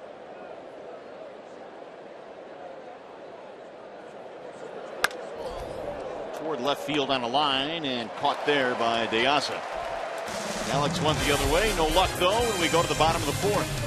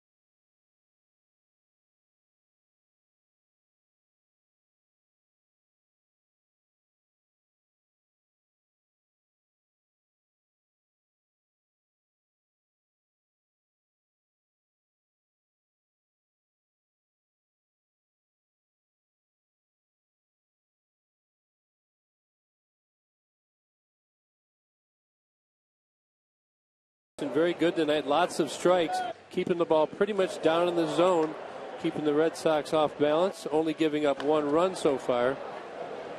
That's a good sign. See him locating the fastball. The slider is good and sharp, and most of all, the late movement. And so Verlander so far in this ball game has gone 3 innings, 3 hits, 1 run. He retired the first 7 in a row he faced. Has not walked anybody in 3 strikeouts. Pablo Sandoval will lead things off. So if you look at that last inning in his previous start, he was unable to cut that inning off. And in the last inning of this game, he was. That's a very good sign. Progress. Sandoval struck out in his only at bat. He'll shoot that one foul back out of play. Ramirez and then Napoli to follow. These are the 4, 5, and 6 hitters for the Red Sox tonight. Each ball club got a run in the third.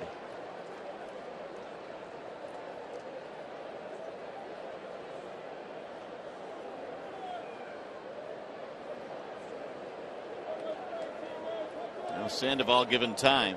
Yeah, you got to watch Sandoval. He's a bad ball hitter. He can hit any pitch. He's going to be very aggressive.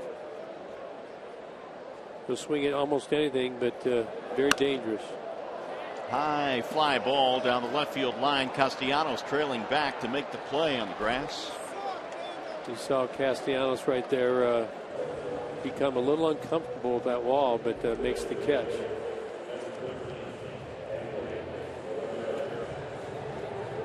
Bring up Hanley Ramirez. 6-3 ground out his first at bat.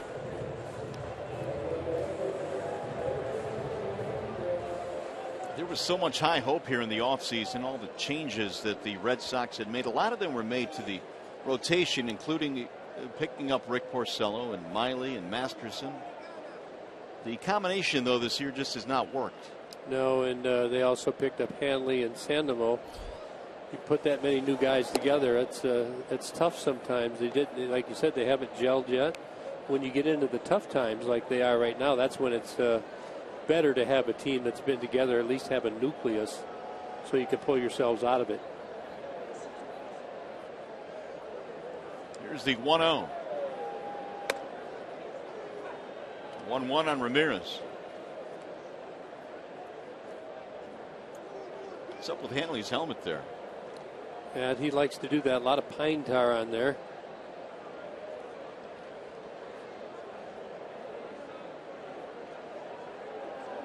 Here's the 1-1 pitch.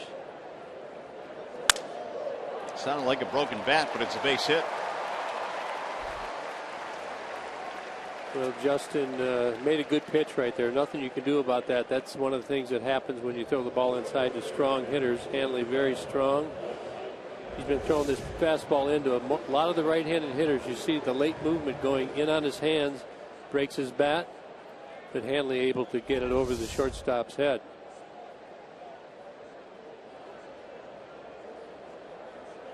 Here is Mike Napoli, speaking of strong hitters.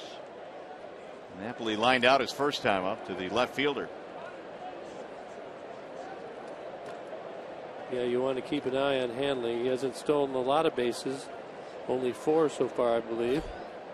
But he will try and take the base if you give it to him and ignore him. Another quick throw back there.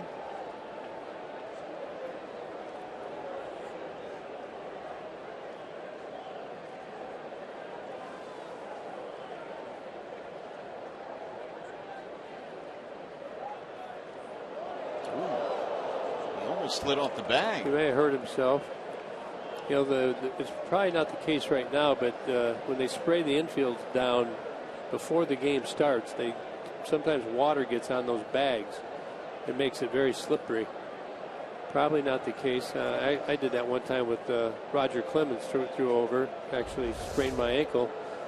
And I think he might have been going there. See how it slides off there? Oh, yep. Did he tag him? Was he out? Well, Krause didn't stay with the tag, unfortunately. He didn't keep the tag on. You see Brad looking back there.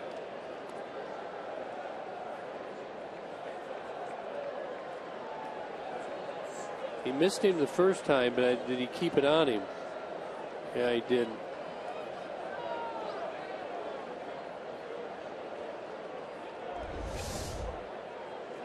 This is watch. He might try and sneak you here.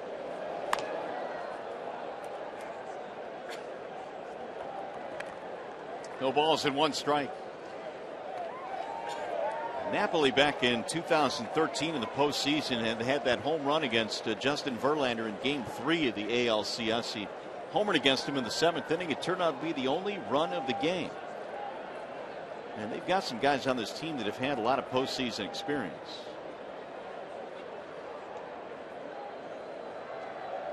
Here's the 0-1. Pulled to left field, a base hit. And that'll send Ramirez to second base. 2 on now with 1 out.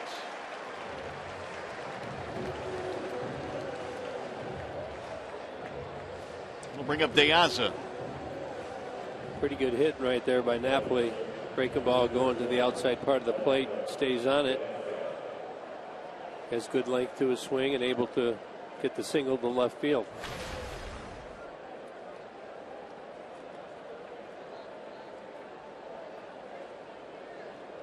Diaza flying to left in his first at bat. Tigers saw plenty of him over the years in the Central with the Chicago White Sox. And you got to be careful with Diaza. He's got some sneaky power. He's had a couple of years in which he's hit for pretty good power. In fact, had 17 homers one year. That was 2013 with Chicago. 6 home runs this year so far.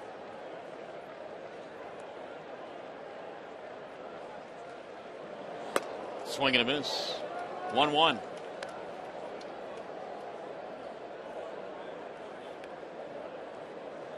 Was hitting .214 with Baltimore before he was picked up by the Red Sox. That was in June of this year.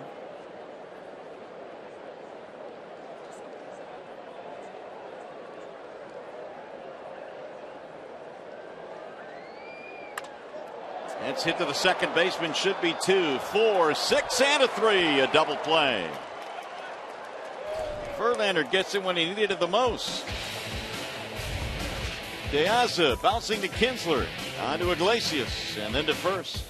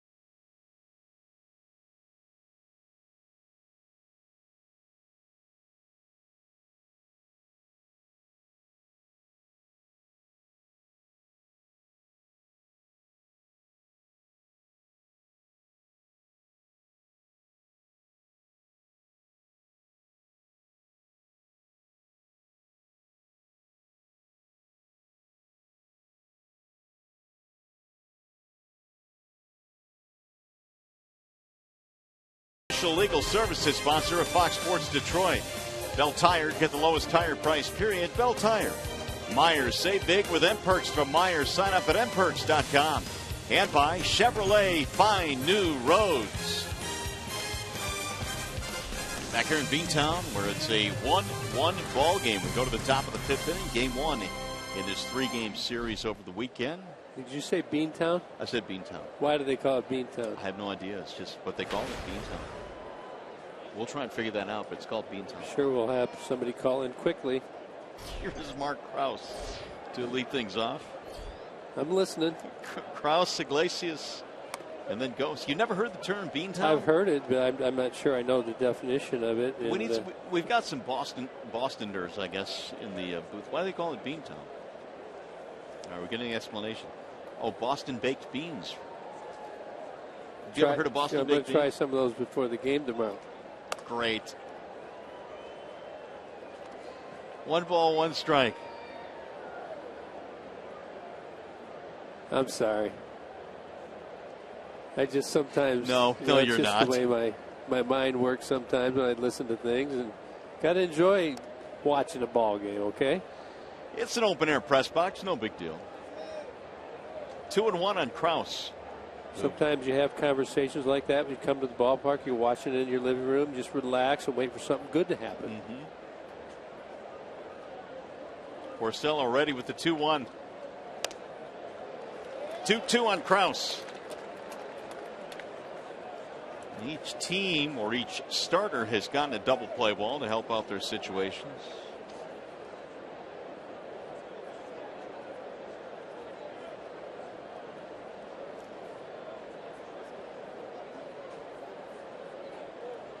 And a swing and a miss. Porcello at 93 threw it by him. He's got good velocity, good life as well. He wanted the ball down the way. It ran in a little bit, but Mark Krause can't catch up.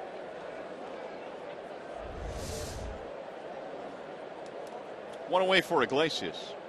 All right, now when we go to Baltimore, I'm just warning you, I'll probably refer to Baltimore as Charm City. But don't ask me why it's called Charm City. We'll find out. All right. Everybody has their nicknames, let's say. And what would be your nickname? Me? Yeah, we're gonna have to come up with one, aren't we? I've never had a nickname. Because I have a couple. It would be Gibby, or if you have another one like Hooter. Well, in high school, people couldn't pronounce my last name; would just call me Amoeba. The Amoeba. 1 ball, 1 strike. But we don't need to make that stick. I think we should have somebody. We do some tweeting with the nickname for you. Oh boy. Come up with some good ones, I'm sure. Do we have anything set up? No. We need to cut this off right now. I'm thinking that'd be a good idea. Since I have 3 tweets. You have more than 3 tweets. 4? 5 or 6, I think. Here's the 1-2 pitch to Iglesias. And he'll slice that one to right field. It's going to be caught, though, by Victorino. Yeah, they had him played right. Pitched him well on the outside part of the plate. Victorino over there by the line. Iglesias hit the ball well, but defended properly. So with 2 outs, here is Anthony Gose trying to get something started. Gose hit .277, had a really good at bat in the 3rd, and he made it out. And he did so because Iglesias doubled. His ground ball to the right side of the infield advanced the runner, and then they scored it. 0-1 on Gose. Looks like Porcello's locked up. He's got a little personal thing on the line, doesn't he? He's throwing the ball well. He does, man. His velocity's been up a tick or 2 here in this game. There's another swing and a miss. 0-2. If you look at him there, he's all the way over to the first base side of the rubber. Feeling very comfortable on the mound tonight with his mechanics. Creating that angle. Swing and a foul tip into the glove for strike 3. Boy, Porcello. A 1-2-3 5th inning. You're watching Tigers baseball from Fenway Park tonight, presented by Bell Tire.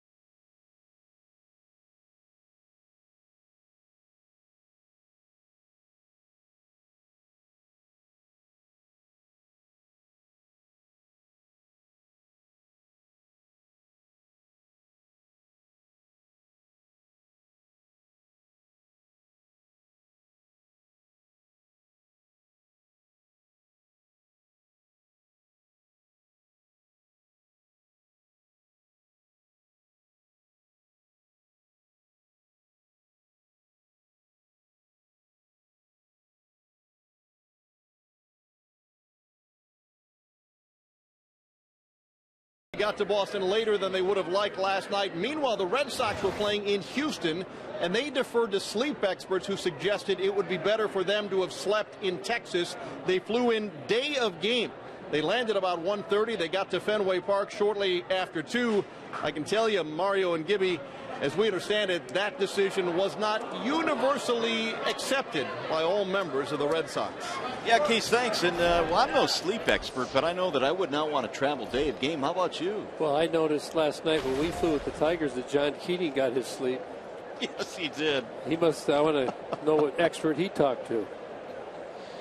Here is Shane Victorino to lead things off as we play here in the bottom of the 5th. My aisle mate. In the air toward left field. Cespedes on the move. 1 out. Well, I can't imagine. I mean, I really haven't heard of that before. I mean, you're taking a risk if you travel day of game that something might happen to your plane. But beyond that, I don't think players want to get up early to travel, do they? Well, I think they're willing to try anything. I think for the most part they're accustomed to just getting on the plane and flying the red eye and getting home if that's what time it is.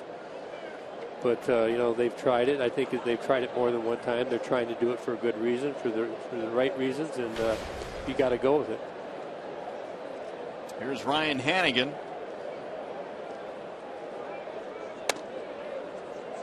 A little bit outside on Hannigan. Let's take a look at our Xfinity high-speed pitch. 95 miles an hour with a low of 72 for JV.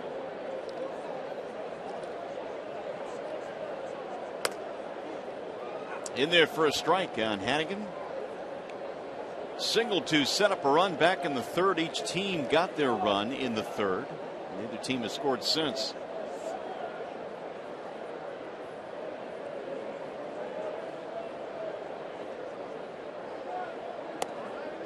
And I'm off balance there. Strike call. Good pitch. I like where it finished.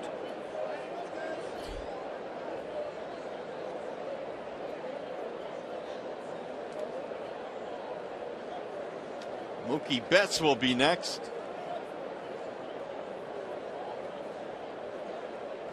Here's the 1-2. Ooh. Just a skosh outside. 2-2 the count on Hannigan. What was that? Skosh. You're learning all kinds of stuff. Does that mean a bit? Just a bit. Just a tad. You're in this festive mood tonight. The 2-2. High fly ball. Who wants it? Ghost does. And there are 2 gone. Hey, just a reminder, as you enjoy a cold one, to look forward to Miller Time later in tonight's game, brought to you by Miller Lite. Now Mookie Betts.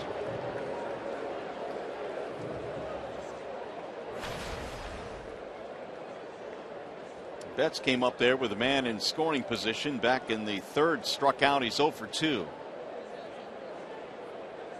And Betts now 3 for his last 26 at bats. Ball 1.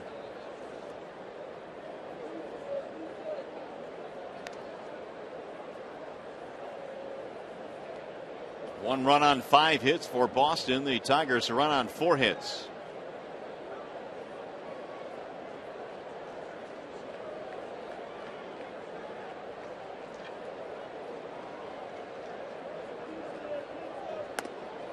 Up and in.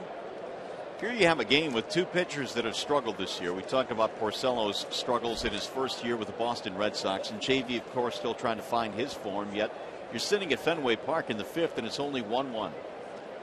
Yeah, I think Justin actually has had periods of this year that he's thrown the ball very good, but he's been unable to stop the big inning. And so far tonight, he's done that on 2 occasions. Down in the count right here, 3-0.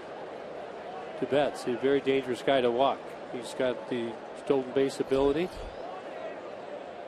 Walks tend to hurt you. 3-0 is a strike. 3-1 on Betts.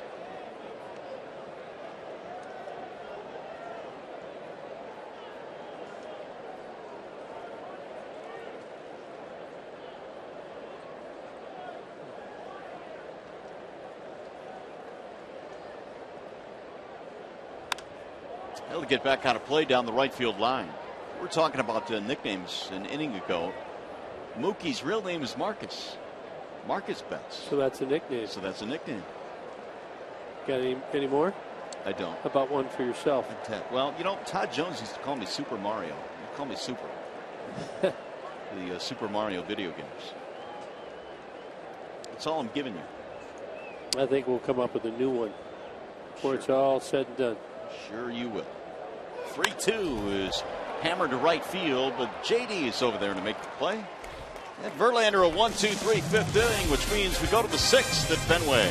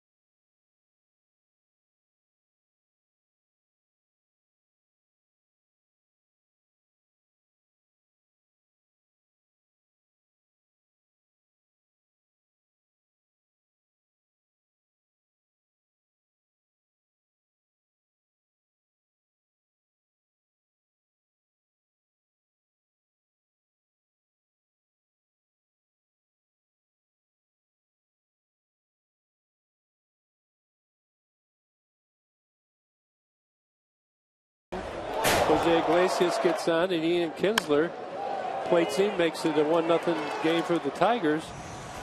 Then in the bottom of the inning, Brock Holt, Shane Victorino hook up to tie the game 1-1.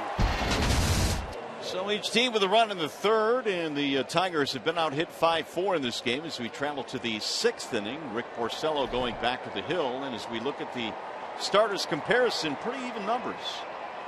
Yeah, the pitches are even as well. Both of them had a kind of a high leverage inning to get out of, and other than that, smooth sailing. Ian Kinsler swings and misses to start things off in the 6th. Top 3 for the Tigers: Kinsler, Cespedes, Victor.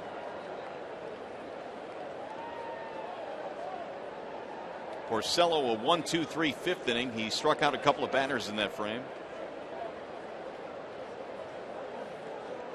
And Rick delivers the 0-1. Driven to center field. Betts is on the move, still going back, turns around and makes the catch on the warning track.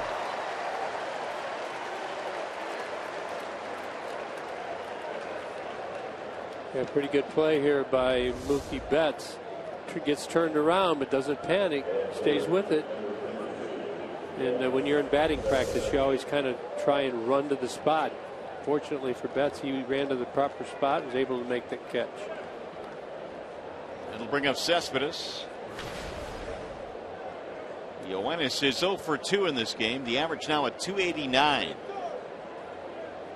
He's due. That he is.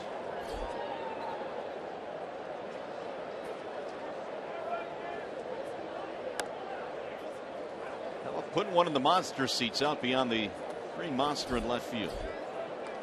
It's 80 now for Porcello.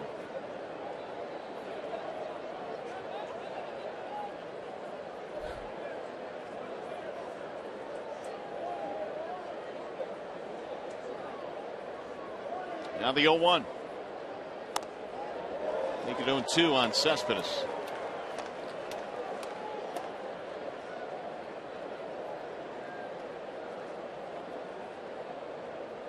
Porcello coming out throwing strikes. Still very aggressive.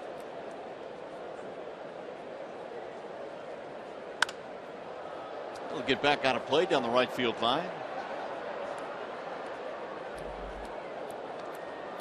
4 strikeouts for Porcello in this game.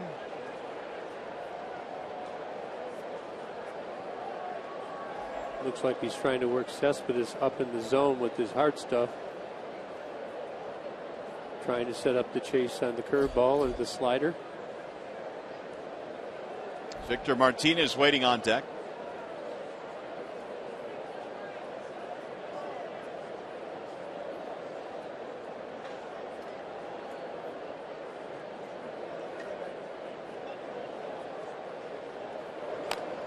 Just off the end of the bat. Rick, as you know, is a former #1 pick of the Tigers, a first-round selection, and really he got to the big leagues quite quickly. He didn't pitch all that much in the minors with the Tigers. In fact, he only had about 150 minor league innings. That's it's a tough go, and everybody would want to be young and learning how to play the game and pitch in the big leagues, but much more challenging. Another foul back out of play. Well, he won 14 games his rookie season with the Tigers and 10 or more in every year in the major league. When you look, the most career starts, age 26 or younger. Rick Porcello, 199, leads the pack. Madison Bumgarner, also kind of a storied career. Won a World Series early, didn't he? Right. This is his rookie year. Here's the 0-2.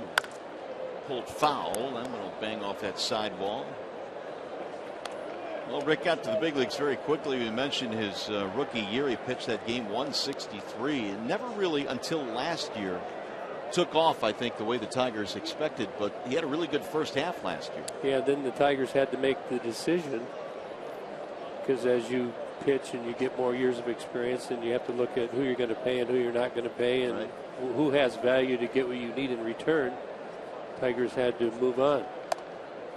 There's always a business aspect to the game, isn't there? Yeah, they didn't have to move on. They decided to move on. I talked a little bit earlier about you always are trying to see who has value and who can get you what in return. And Rick Porcello, really Cespedes, and Alex Wilson, two guys on the Tigers team tonight. He couldn't hold up, went around. It'll be 5 strikeouts now for Porcello. 2 away. Hey, the 10th annual Fiesta Tigres is August 8th when the Tigers battle the Boston Red Sox at 7:08. First 10,000 fans 21 and older receive a free Tigres hat. Call 866-66-TIGER or visit tigers.com. These Boston Red Sox will be in town in early August. Yeah, the Tigers only play the Red Sox, 6 games this year, all within 2 weeks. Here is Martinez. Strike 1 to Victor. He is 0 for 2 tonight. Strikeout, flyout. Porcello has limited the Tigers to just 4 hits. A double by Iglesias, a pair of singles by J.D. Martinez, and then the Kinsler RBI single.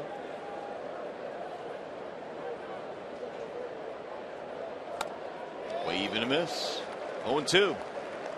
Well, the Tigers, after scoring 23 runs in 3 games against the Mariners, the first 3 games, the next 2 games, including this, has been a struggle offensively. And we have seen that at times this year with this Tigers offense, as prolific as they can be. There are stretches where it's a little bit head scratching. There's a pop-up, shallow left field. De Aza coming in, and Rick Porcello continues to cruise. That is a 1-2-3-6.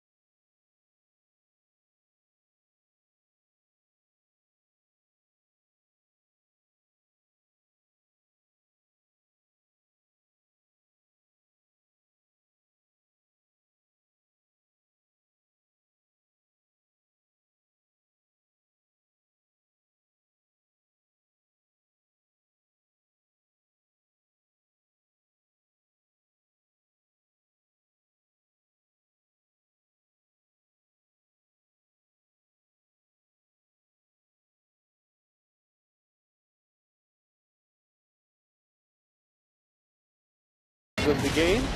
Justin Verlander in a little bit of trouble, but in the third inning gets Bogarts to fly out to right field.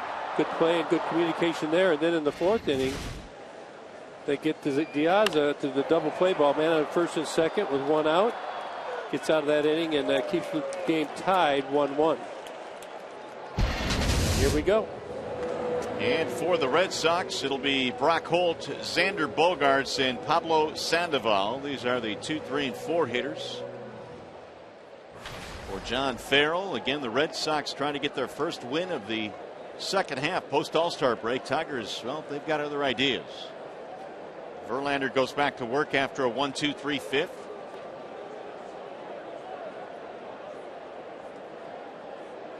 Holt is 1 for 2, singled in a run. And he looks at strike one on the outer edge. Brock Holt played his college ball at Rice, which is a school that has produced quite a few big leaguers. Lance Berkman, Jose Cruz Jr., Norm Charlton went there.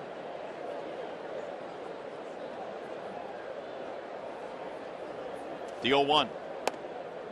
1 ball, 1 strike on Brock Holt.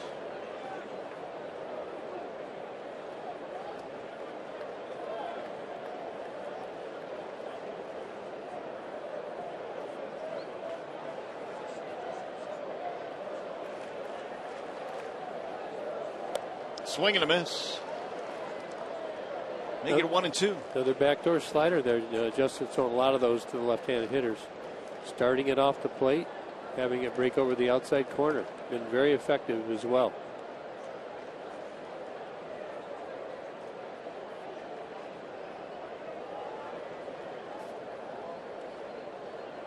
Now the 1-2.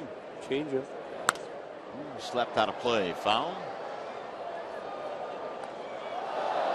The way that backdoor slider is supposed to work, you set it up with fastballs off the plate, running off, running off, running off from the left-handed hitter running away, and then you throw it away, and then it breaks to the hitter, and hopefully the hitter gives up on that pitch.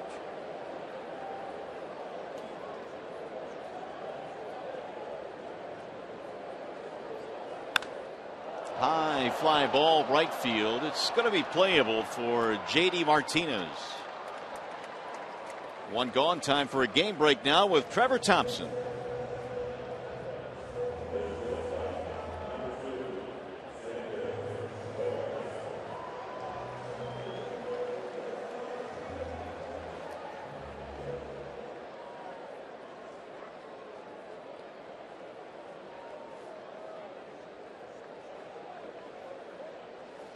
All right, Trev. Yeah, we remember Preston Tucker very well.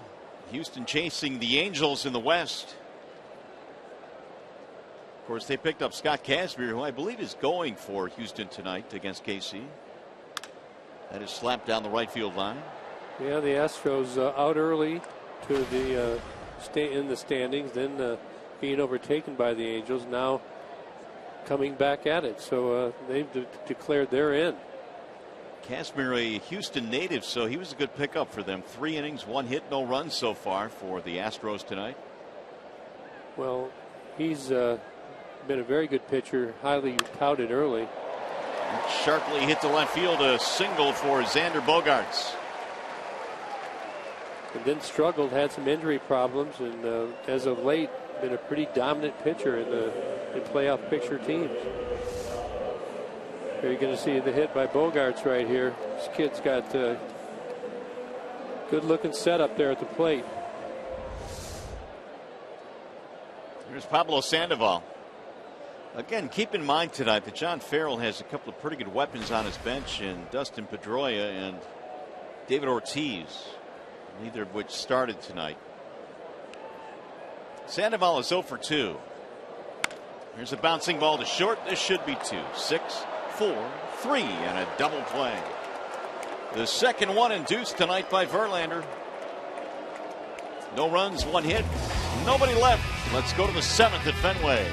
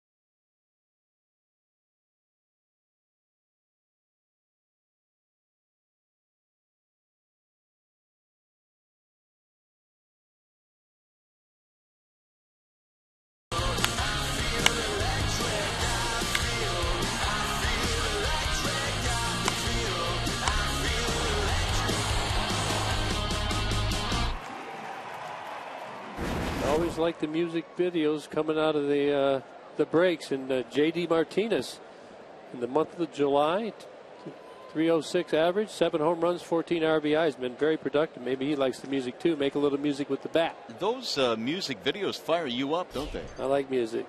Nice. Well, all right. Let's see if they fire up J.D. here. 1-1 game in the 7th.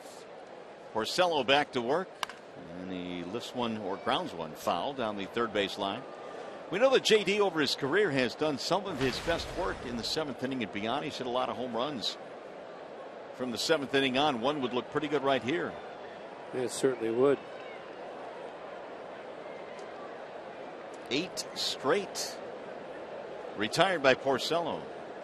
Third at bat. He's seen plenty of pitches now. Should have a pretty good idea what Porcello's trying to do.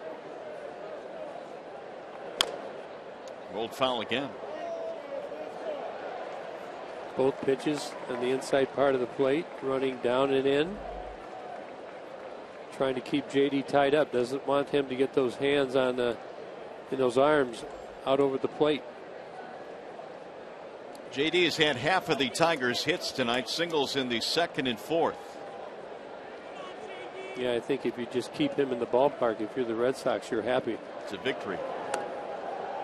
Ball low, 1-2.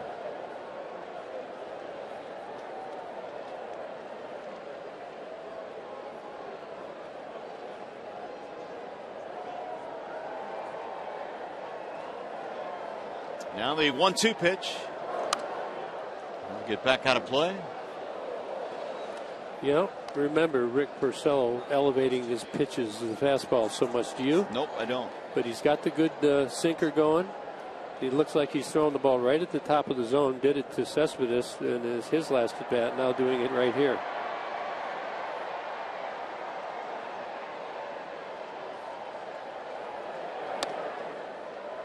Fish weren't biting there, and the count now is 2 balls, 2 strikes. You know, pitchers like it when there's a little, it's kind of like a little chill in the air, isn't there? Yeah. It's not a hot evening. Kind of brisk. Makes him feel strong. Now the 2-2. 3-2 on Martinez.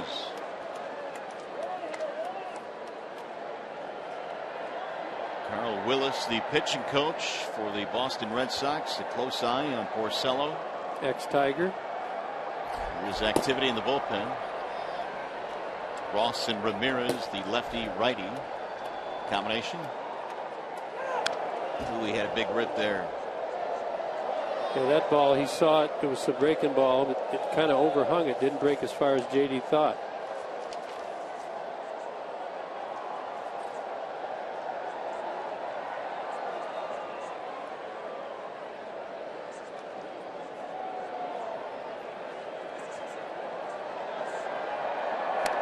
Swing and a miss to strike him out. They finally got Martinez tonight. 9 straight retired now by Porcello. Time for the Lowe's Never Stop Improving stat of the night with Castellanos coming in. How about his improved play? Through June 22nd, he was batting just .217. Since then, he's caught fire. Took one off the cheekbone as well, that stays in the lineup. He's a young kid, you know, he's really coming and emerging this year. After a slow start like you just showed.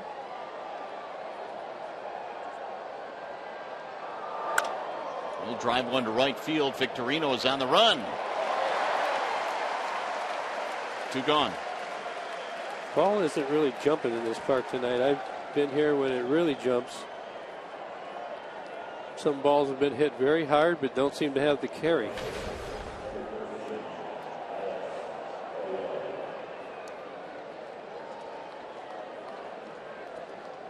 That'll bring up Avila.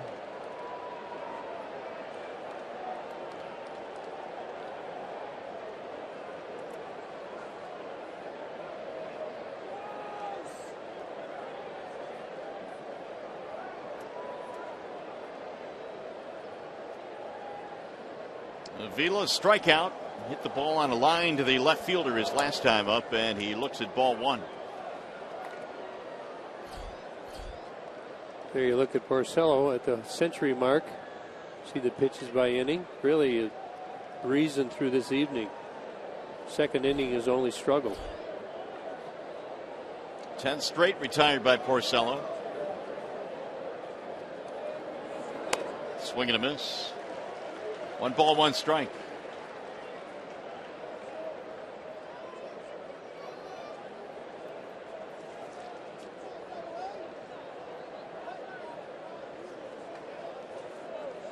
Six years in a Tigers uniform for Porcello. Prior to the trade, they brought him over along with, for Cespedes and Alex Wilson.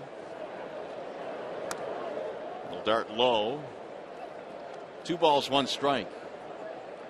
Breaking ball breaking really sharp. He's getting it down and in under the left-hander's hands.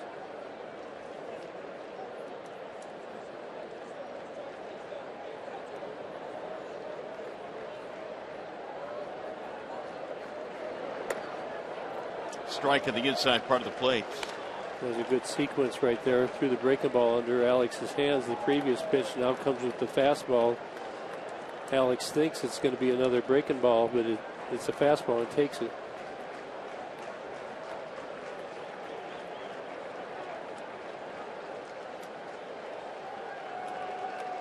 Now Porcello ready with the 2-2. Here it is. Right back up the middle and into center field. Out of the reach. And it's going to be a 2-out single. That'll bring the streak of 10 straight retired coming to an end. Porcello coming back with the fastball in. Alex keeps his hands in nicely up the middle. Almost picked. Hit into the outfield.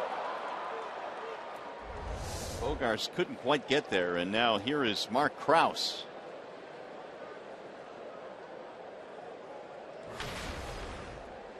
Pop up and a strikeout for Krause. Tigers now have 5 hits in the game.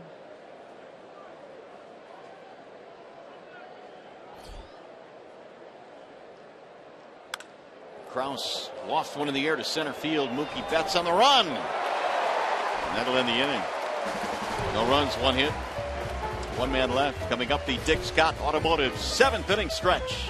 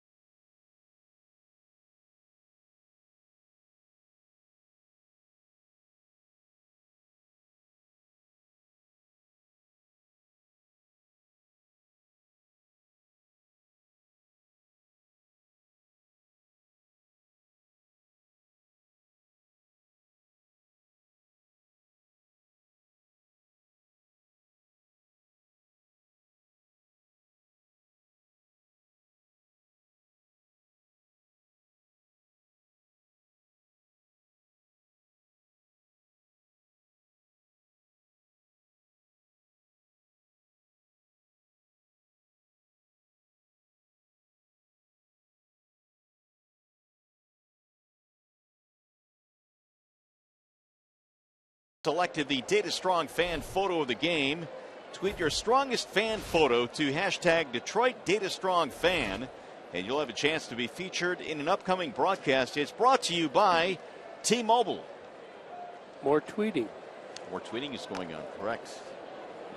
By the way, we looked it up. You have 6 tweets. You need to get on and step up your tweet game. That's down the middle of the infield, sky high, and caught on 1 pitch, 1 out. I don't think so. Why? When you have fewer, they mean more. Well, that's true. Here's Mike Napoli. Quality over quantity? I did think about it within the last week, though. Come on, you can come up with something. That's your homework assignment tonight. You need to tweet by tomorrow game time. This is the second assignment I have. Yeah, the first one was pretty good. You looked up the word matrix. That is correct. Napoli is 1 for 2, a single and a fly ball. Verlander not being outdone by Porcello tonight. He's got himself a couple of double play balls. That's fouled straight back. Whoa, that one came deep. I caught that one late there. That was a definite flinch. That thing came in real hot. My glasses are getting lower, by the way. That came in hot, definitely. I used to charge those balls. Yeah, now you're running away from them. Well, I was going through my scorebook. That'll be up and in. 1 ball, 1 strike on Napoli.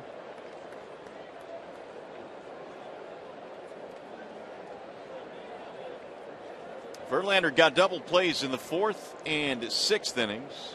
Potentially big inning in the 4th, 2 on 1 out, and then De Aza bounced into one. Strike on the outer edge. Boy, good spot right there. It's a good sign. Justin into the 7th inning, keeping the ball down still. Many times pitchers fatigue, and the ball starts to elevate where they don't want it.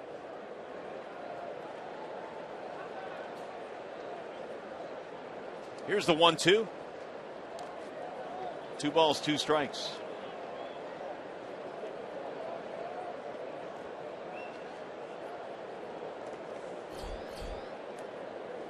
Verlander's gone over 100 pitches 3 times out of his 6 starts this year.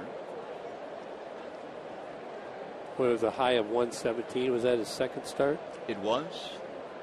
That was in New York against the Yankees.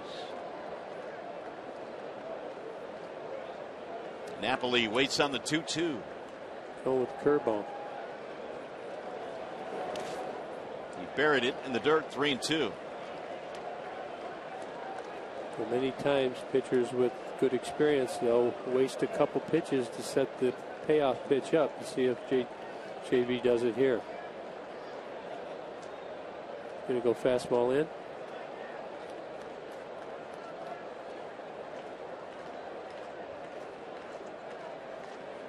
Comes another one, yeah, away. High, towering fly ball, left field. Cespedes going back. Ghost going back. Cespedes will make the catch. Ooh, he gave it wide, but not deep enough. You see that underhand throw in? He does that all the time. That's a lengthy one, though. Oh, no, I didn't see him. I've noticed he's done it in the past, but that was impressive. He got it all the way back into the infield, huh? From the warning track.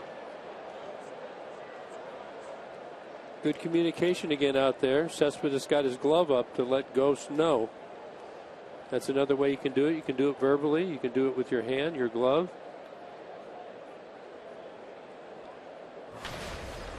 Here's De Aza.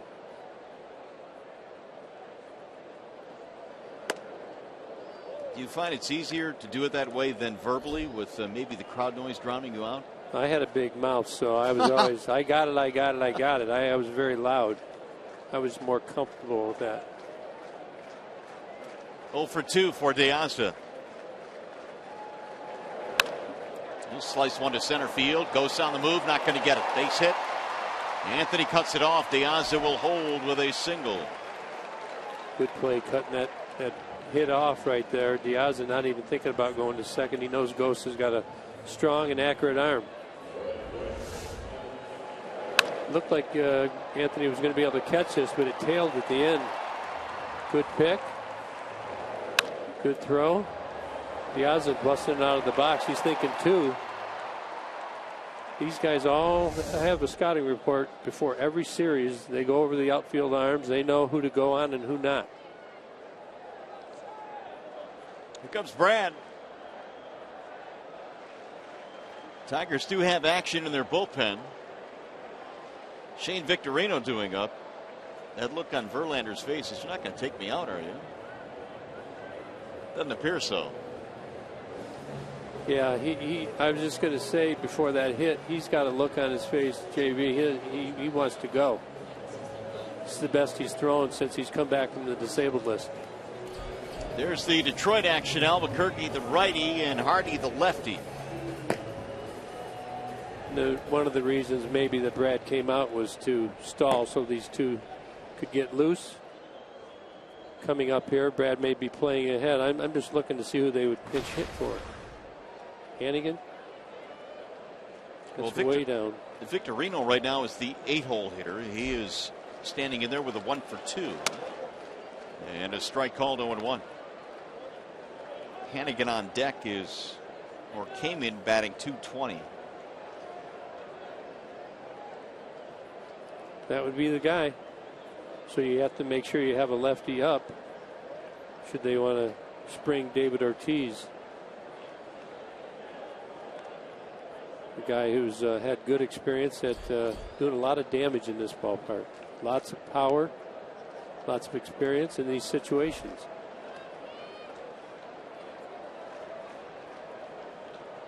One game, 7th inning. 2-out single by Deaza has cracked open the door a little bit here for the Red Sox. Victorino has scored their only run. The throw is a little bit late. And one of the risks when you throw over a lot is you might throw one away in this situation. But you really have no choice. You just can't let him take second base on you. I never thought of it that way. I thought that you would throw it away. Back to the middle of the infield and caught in short center field by Ian Kinsler. Victorino is out, so are the Red Sox. JV gets them through 7.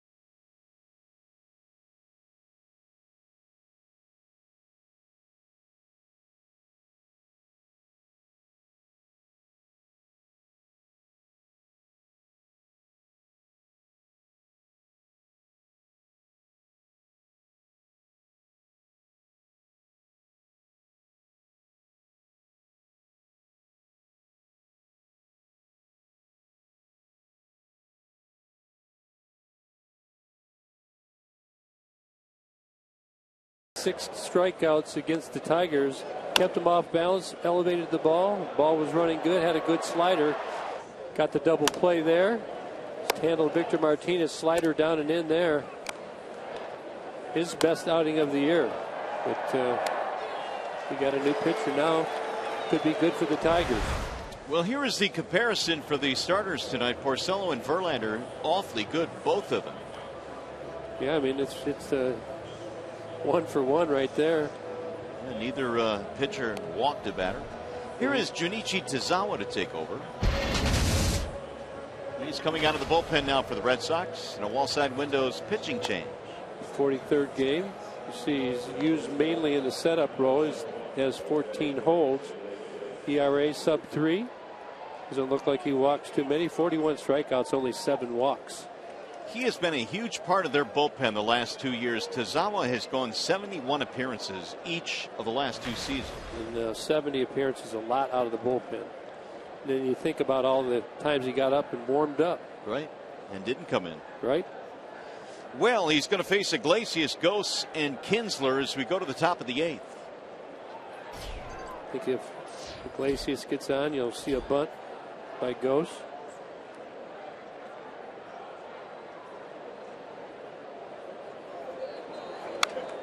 Foul straight back, 0-1.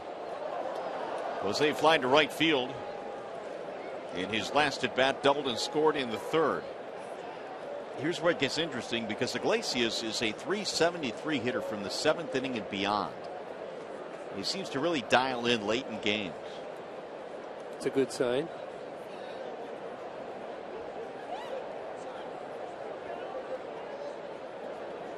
And Tazawa with the 0-1 pitch. Ball high, 1 ball, 1 strike. Junichi hails from Yokohama, Japan. Pretty much features a fastball 93, 94 miles an hour. Split is his next best pitch at 86. Also throws a slider. Kind of an interesting motion, little funky. Has that delay and then he jumps at you late. Ooh, up and in, backed him out of there. 2 balls, 1 strike.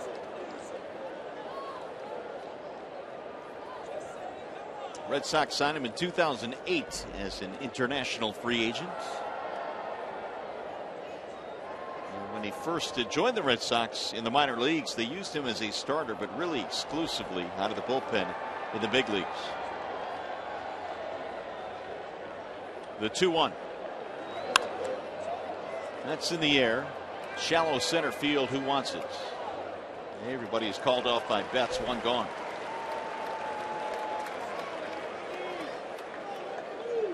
We'll bring up Anthony Gose.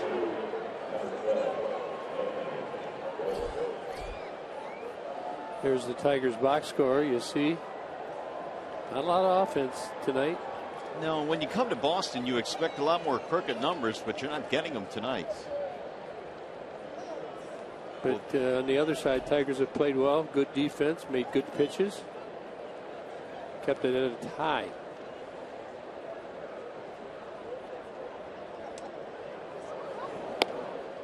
Ball 1 away. You look at Iglesias, Gose, and Kinsler, Cespedes. You'd like to get one of those guys on. All have good speed for Victor and JD. Hope one of those guys can hit it in the gap.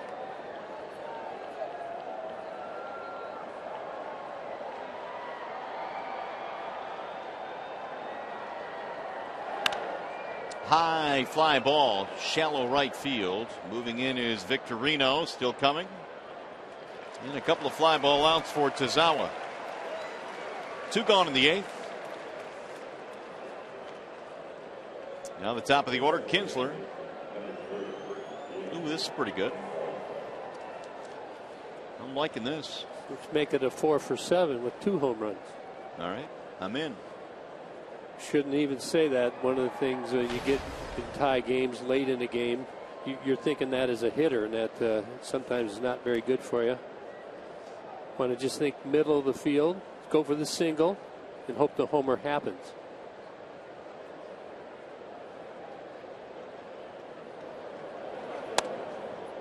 Ball 1 high. You can see Tazawa likes to move his pitches around. Uses the whole quadrant of the strike zone. Looked like they're throwing the Tigers up a lot tonight. A lot of fly balls.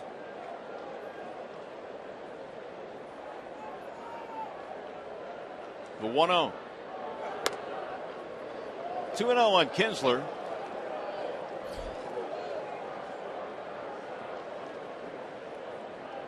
Should he reach, Cespedes would be next.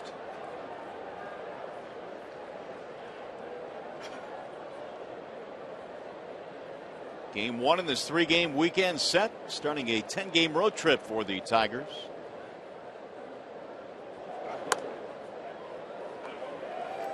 Two balls, 1 strike.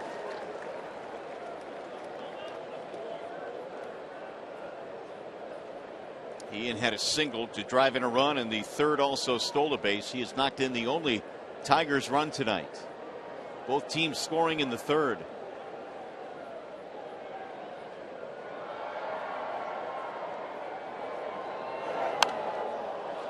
Fouled away. Now the count will level at 2 balls, 2 strikes. Porcello goes 7 and retires 11 of the last 12 that he faced tonight.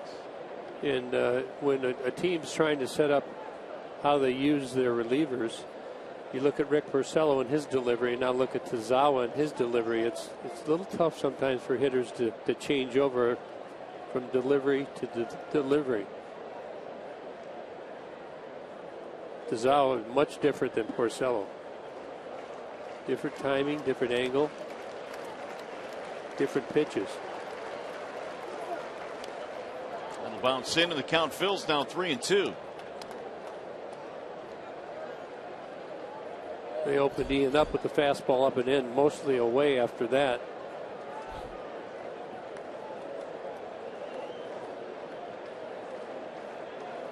Cespedes waiting on deck. I'm going to guess a splitter right here. Seems like everybody's throwing him now.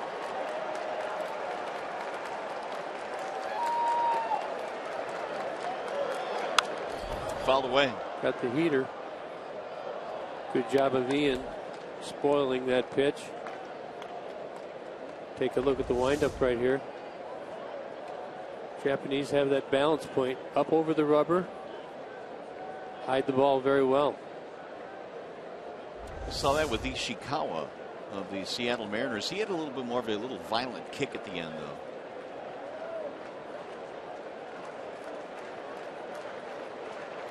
As a hitter, sometimes you just have to figure out ways to, delay yourself from going too early with your step. Fly ball, center field. That ball has hit a ton. Betts on the move, still going back to the wall. It's off the wall. Going to be extra bases. Kinsler racing to third, and they're going to stop in there. It's a triple for Ian Kinsler. And he almost hit it out to dead center.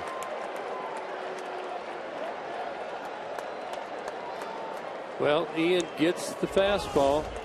See the location down and away. It's more middle of the plate. Ian right off the sweet spot. You can see that. And Betts goes back. Can't make the catch. Wish there was less than 2 outs right here. But the Ian on his way around to third base.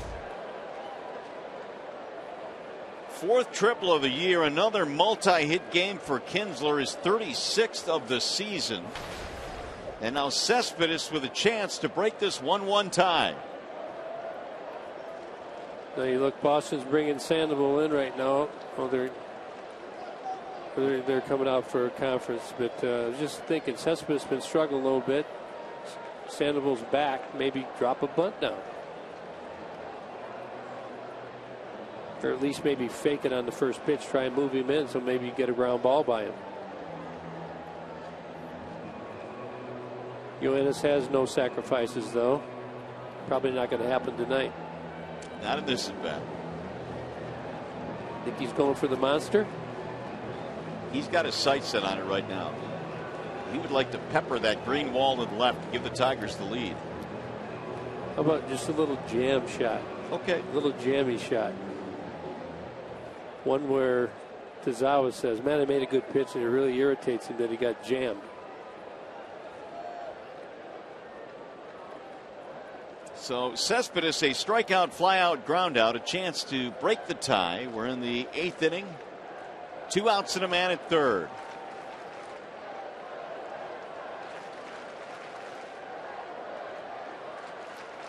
And Yoenis looks at a strike, 0-1. Well, that's a good pitch there. Good job of taking that pitch. Nothing you can do with it. Crowding him up and in.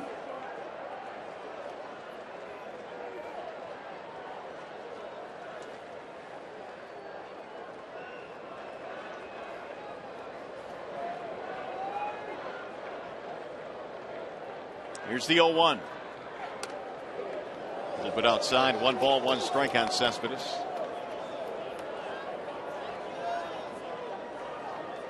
A little bit of history between these two. 2 for 4 for Cespedes against Tazawa.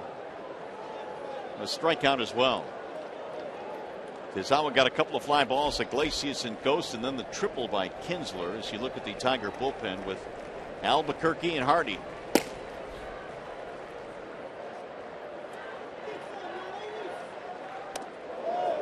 And backing out of there. 2-1.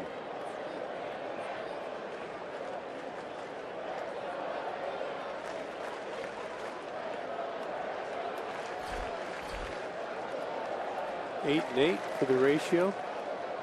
So Tazawa not always around the strike zone, throwing several pitches up and into the righties.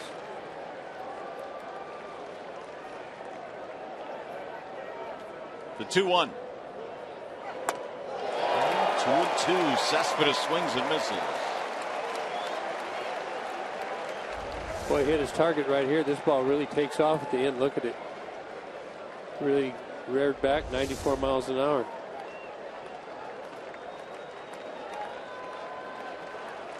Tazawa trying to pitch around the 2-out triple.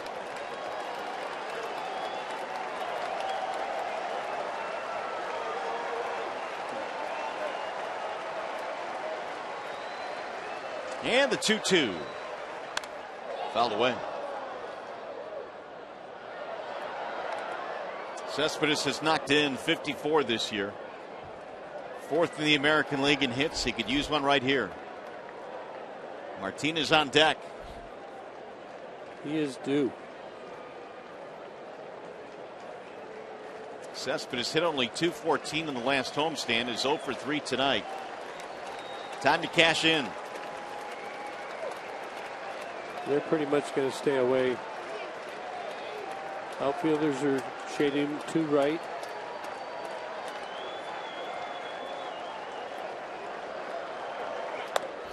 Ball high. Full count now, 3-2.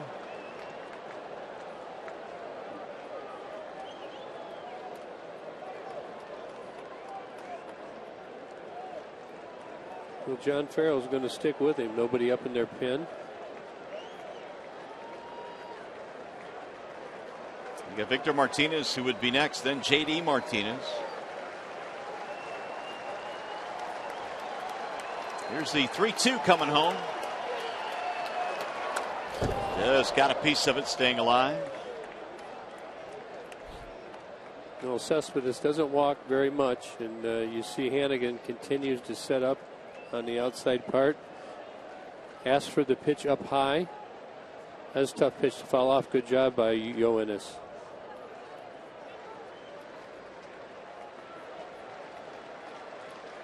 I mean, if you see him stand up like he did again, you know it's not a splitter. Sometimes you get a little lateral peek out of the corner of your eye. Looks like fastball away.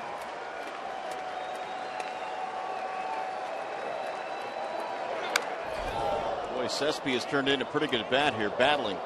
Those are tough pitches to foul off. I'm going to tell you, they're borderline up and borderline away. He's got good zip. Throwing it firm.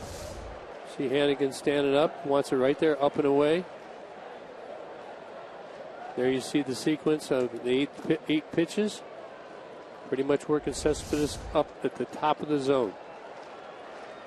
He's doing a good job. He's fouling those pitches off. They're hard to lay off of. Yeah, Tazawa now has thrown 21 in this inning.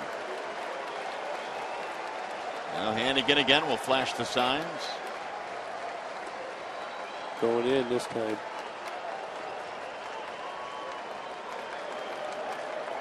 Swing and a miss. He struck him out. Cespedes finally succumbs to Tazawa, and they will strand a 2-out triple. We'll go to the bottom of the 8th at Fenway. Still 1-1.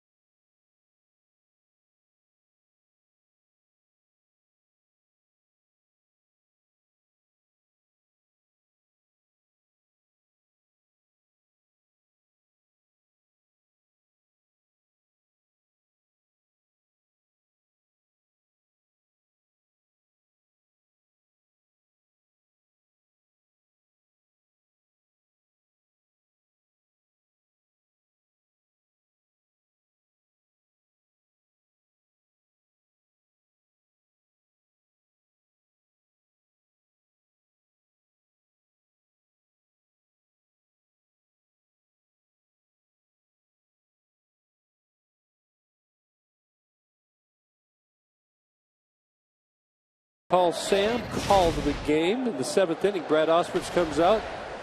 Look at JV. He's giving him a look. Gets that glove up in front of his face really quick. And JV makes the pitch. Fly out to Ian Kinsler. And here we are in the bottom of the 8th, and Justin's still in the game. Best game of the season for him. Here is the line on Mr. Verlander. 7 innings, 7 hits, 1 run, no walks. 3 strikeouts in this game. And now here's the number 9 hitter, Hannigan, to lead it off. And he looks at ball 1 high. Hannigan and then Betts and Holtz. 9-1-2. Again, the Red Sox have Pedroia on the bench. They have David Ortiz on the bench. See if they become a factor. Up and in. Both teams scored a run in the 3rd. Neither team has scored since, as the Tiger bullpen continues to work. Yeah, the leash is probably pretty short right now for JV. Hannigan single on a fly ball.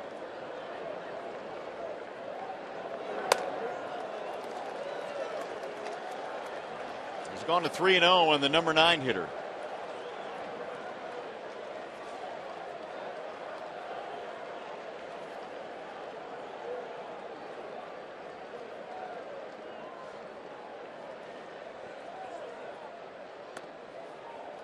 Three and one.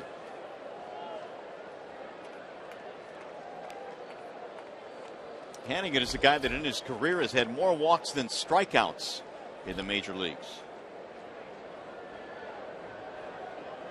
He's trying to get a walk here. Or a ground ball to short instead. Here is Iglesias to gobble it up. 1 gone. That's a good comeback by JV right there.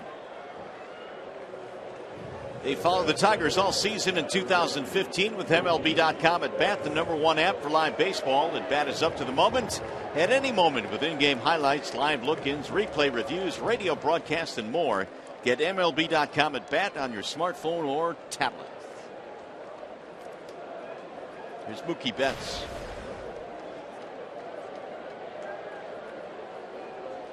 Oh for 3 for Mookie. Popped up. First base side, Krause. 2 gone.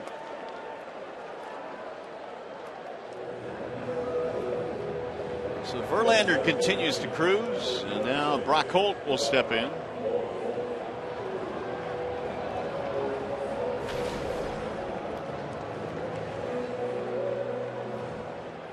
Holt is 1 for 3. He singled in their run. It was back in the 3rd, knocking home Victorino.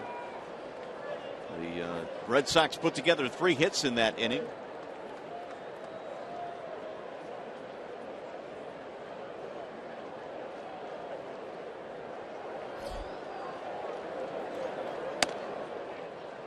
Strike 1 on Holt.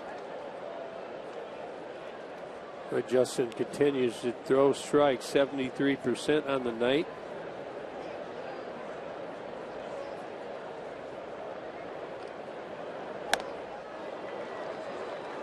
Hitting his target. 0-2.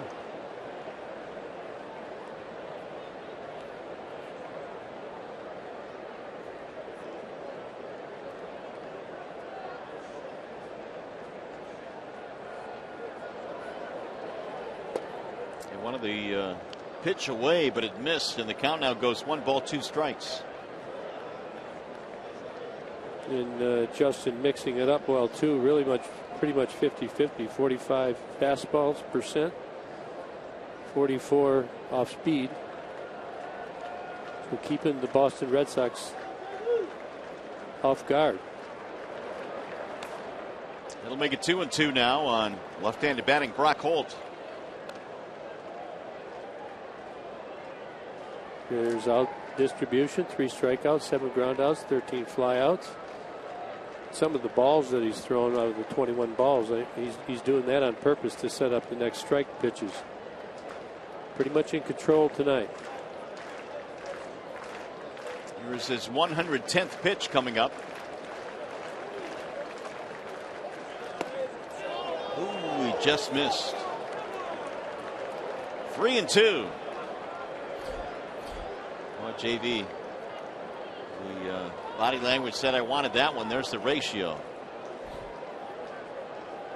What an outing tonight for Verlander. Bogart's waiting on deck. Yeah, well, he deserves a win. Brad going through the numbers here. He's looking at the matchups. That is popped up.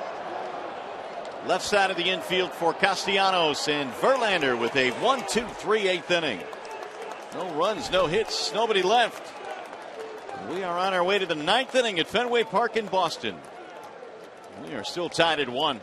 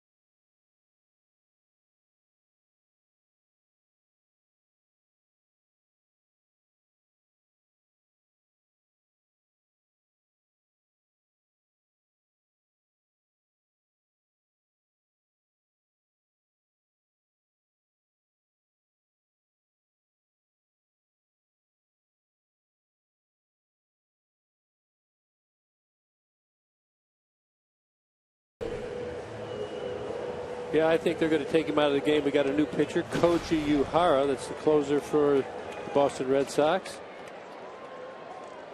Throws a lot of splitters, boy. 60% of his pitches are split finger fastballs. Well rested, has not pitched in the last 7 days. Well, I guess when you go 0-8, you don't use your closer too much, do you? Very true. Well, he's going to have some tough hitters to navigate through here. He's got Victor, JD, and then Nick Castellanos. We are tied at 1 as we go to the ninth inning at Fenway Park. Koji Uehara. How do you say his name? Uehara. I said Uehara. Heck, swing and a miss, 0-1. Uehara? Koji Uehara. Just say Koji. I'm going to try and get it right.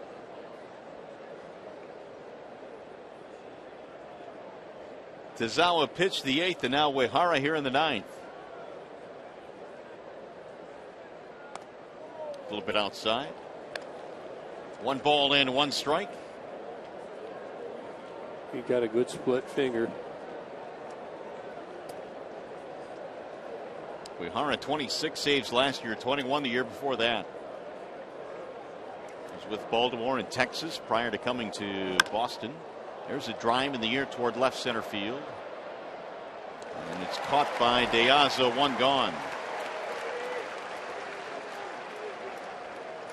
We'll bring up JD.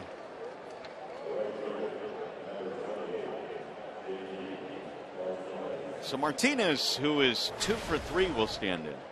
Right, earlier in the game, Gibby, you said that you got to try and not try and hit a home run in situations like this. But when you have a guy like JD Martinez, does that change at all with his power? Well, I'm just saying you tend to overswing when you get late in the game or in a tie game or an extra inning game.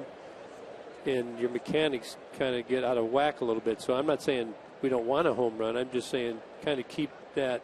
Stay within. Yeah, stay within yourself. High towering fly ball to left field. Back goes De Aza right to the wall to make the catch. Yeah, we just missed that one. 2 gone. Here's Castellanos.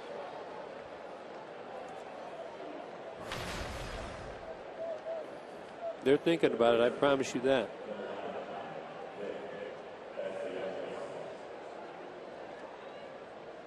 Nick in the ball game is 0 for 3. He's bounced into a double play, a couple of fly balls as well.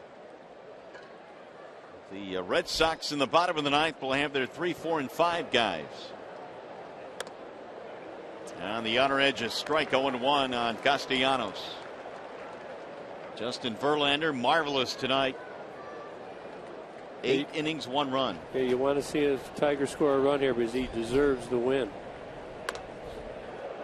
On the outer edge, Castellanos steps out of the plate, didn't agree. 0-2. Yeah, there's been a few times tonight where players haven't agreed with Tim Timmons. That looks like a pretty good pitch.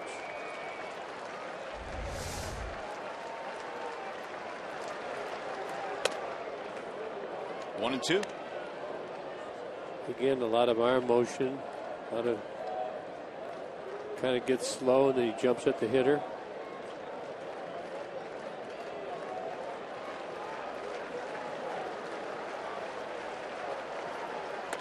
Wouldn't chase. 2 balls, 2 strikes.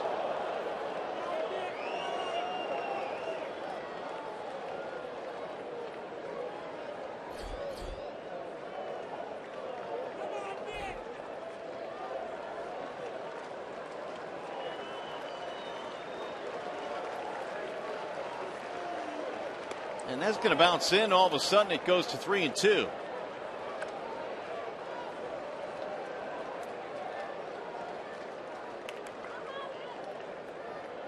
From 0-2 to 3-2.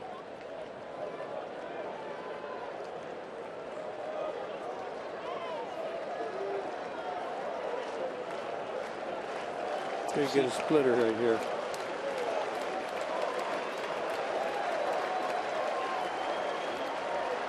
Swing and a miss to strike him out. Well, Ihara has a 1-2-3 ninth inning. Here come the Red Sox. Here comes Albuquerque.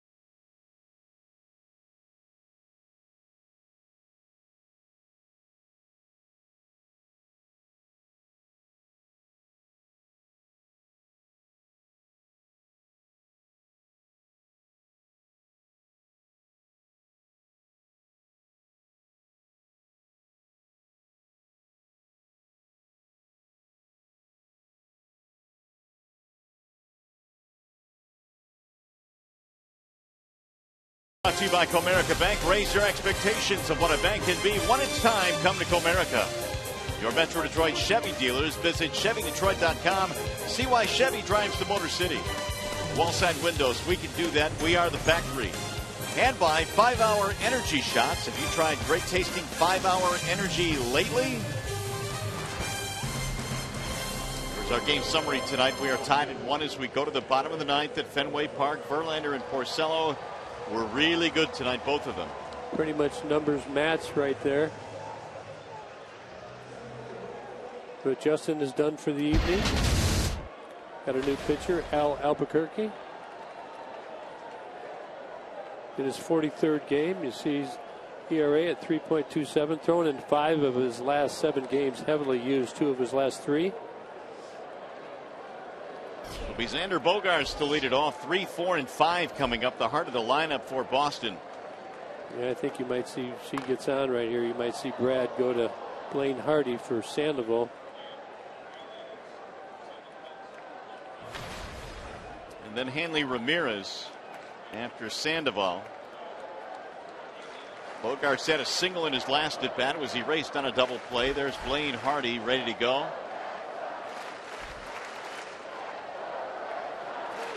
1-1 game in the ninth. Outside, 1 ball, 1 strike.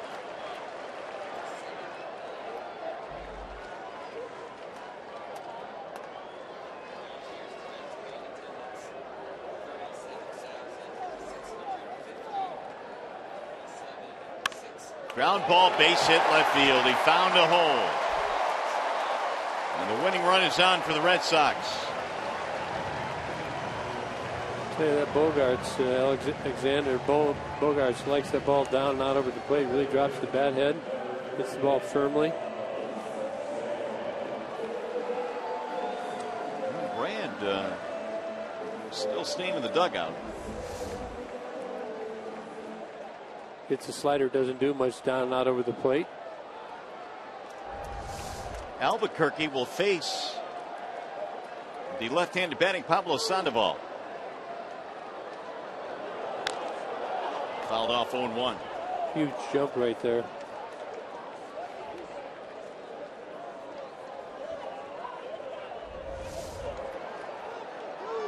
Looks like he's got something on him there. The Panda, though, he likes to swing it. He's not going to take the pitch for you. I think in general you'd like to see your hitter take that pitch right there. In favor of the Tigers, though, it didn't work out.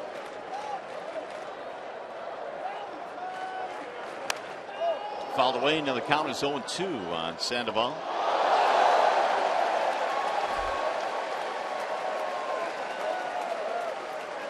Verlander went 8, and now Albuquerque here in the ninth.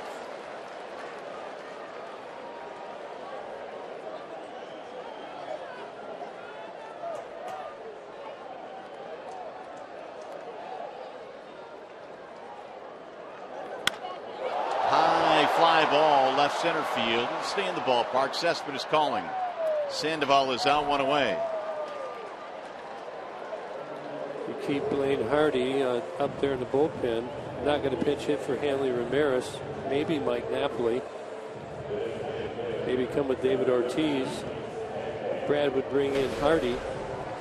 Possible that the Red Sox could counter with Pedroia.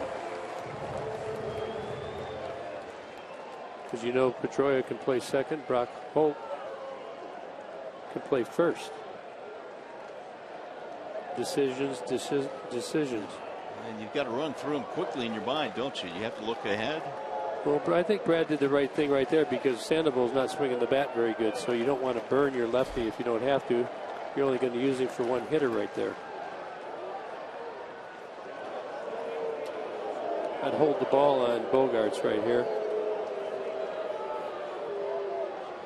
And you got to believe they're trying to get him to second base with Ramirez standing in the box now. He is 1 for 3. Bogaerts 4 out of 5 in steal attempts. And another toss back. Throw another one over there. Their favorite, the Boo Birds. Yep. If I was in the dugout and I say throw another. Hold and step off.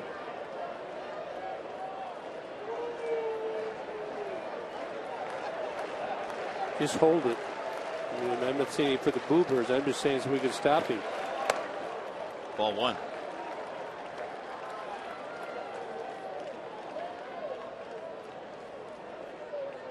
No, Albuquerque throws a lot of sliders. Hanley Ramirez is one of the players I've known in the past to sit on a pitch. Got to make sure you make a quality pitch. Bogart's the winning run at first. We're in the ninth.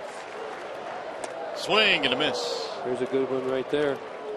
1-1 to the plate. Keep the ball on the edges. It's a nice tight slider. Hanley doesn't recognize it.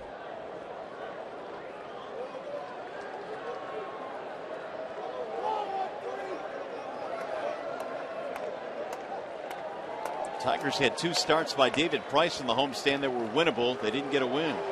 Runner goes and a bouncer right back to the mound. Ramirez will be out, and Bogarts gets in a scoring position with 2 gone.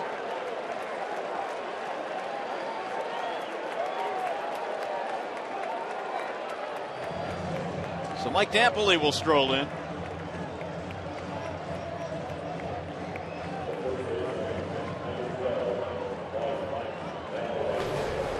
Napoli is single in 3 at bats. Only 188 this year with men in scoring position.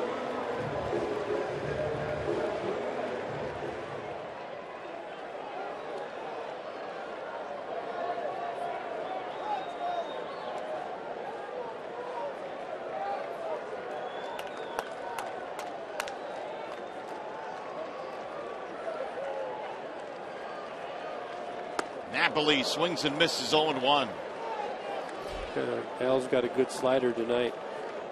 Keeping it down, keeping it away. See David Ortiz right there, not in play today. Possibly could have pinch hit him, but still on the bench.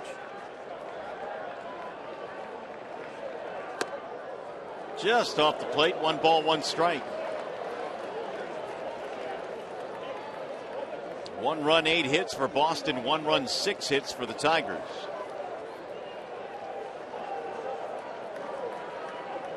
Xander Bogaerts at second with 2 outs. Drilled right back at Albuquerque, who made the catch. Oh my goodness. A rocket right back at Al.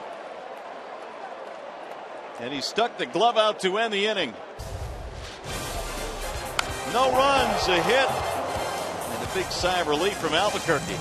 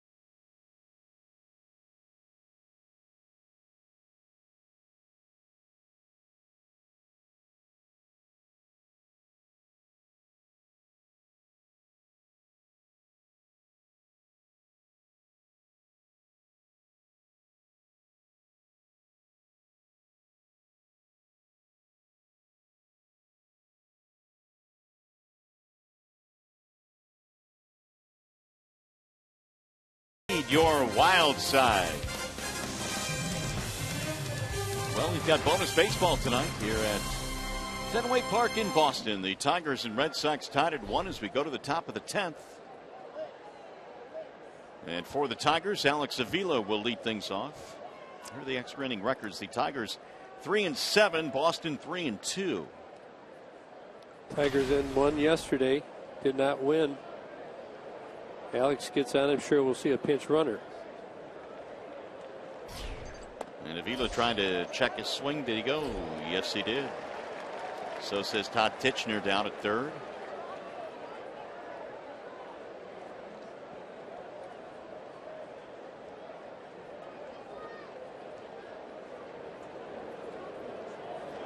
Avila, Kraus, and Iglesias due up here. That's a little bit outside from Uehara, who came on in the 9th inning and got him 1-2-3 with a couple of fly balls and a strikeout.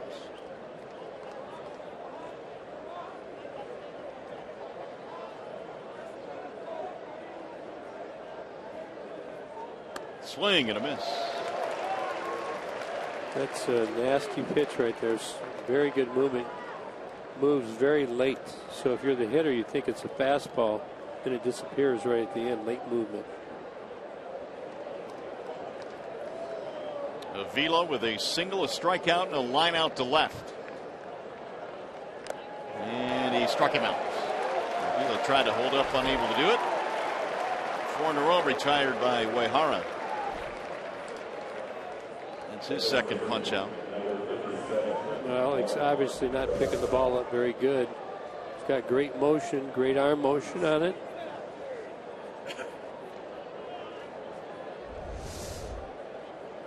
Just looking at the game logs here, I don't think Uehara has thrown over 1 inning yet this year till tonight. We're trying to get 2 out of him here as Kraus fouls it off 0-1.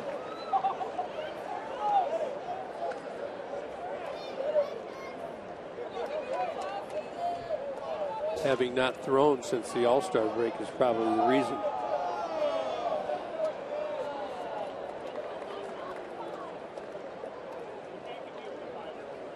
Mark Kraus with an 0 for 3. Strikeout, fly out, and a pop up.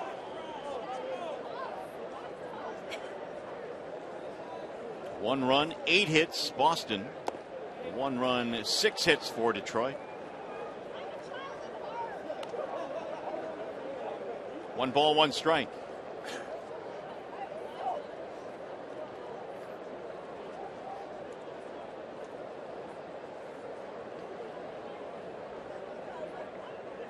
Swing and a miss. 1-2 with Iglesias on deck. Tigers have not scored a run since the 3rd. You can say the same about the Red Sox. They both got 1 run in the 3rd, nothing but zeros the rest of the way. Yesterday, Tigers scored in the 1st and did not score after that. And just missed outside. Boy, Hannigan really trying to frame that pitch. Ball was way off the plate. Tried to pull it back on and fooled Tim Timmons.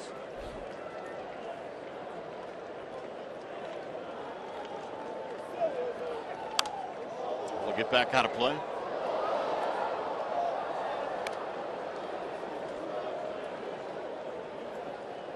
Action in the Detroit bullpen. They've got Soria, the right-hander. They've got Rondon, the right-hander. Based, you would imagine, on what happens here in the top of the 10th. Yeah, Tigers score. Soria will definitely come in, if not Rondon. That'll bounce in. So he's gone 3-2 now on Kraus.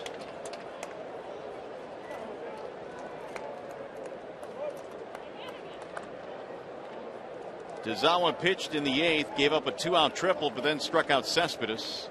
Uehara came on in the 9th, 1-2-3, now still here in the 10th.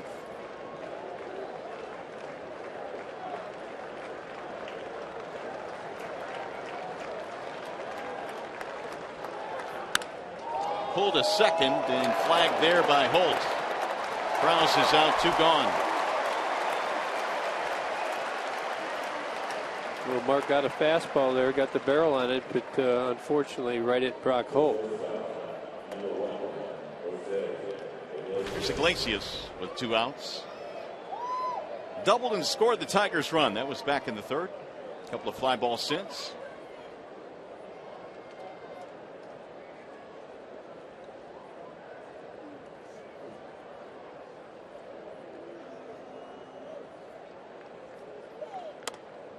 In there, strike 1 on Iglesias. Sandoval is in and toward the line at third base, opening up a hole to the left side. Yeah, because he's playing in, he gets over on the line. He wants to protect it. Wants to avoid doubles.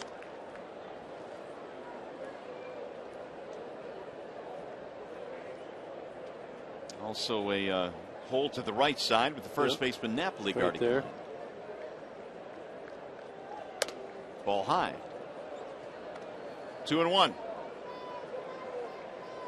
Well, you know, he began his career with the Boston Red Sox. Career in Fenway, Iglesias at 308. Here's the 2-1. 2-2 on Iglesias. Well, after Uehara drops the split finger on you at 78, 79 miles an hour, and it comes with 88 on the fastball, it looks a lot faster, harder to catch up to. He stayed alive there, sending one back into the seats.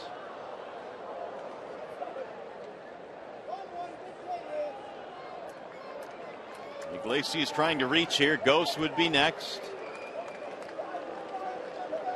Uehara now is up to 27 pitches.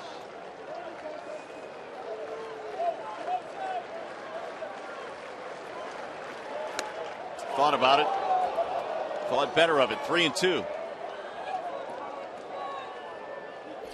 You can see Iglesias talking to himself there, going through his mental approach, how he's going to approach this 3-2 count.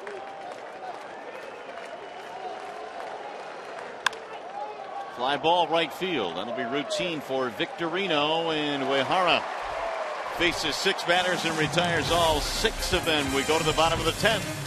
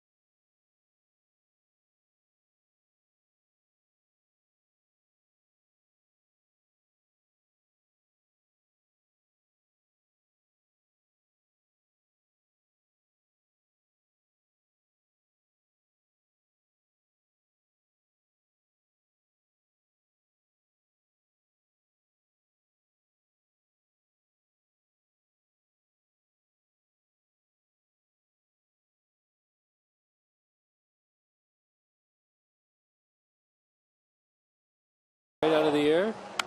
Boston had a runner on second base. Extended the game into extra innings.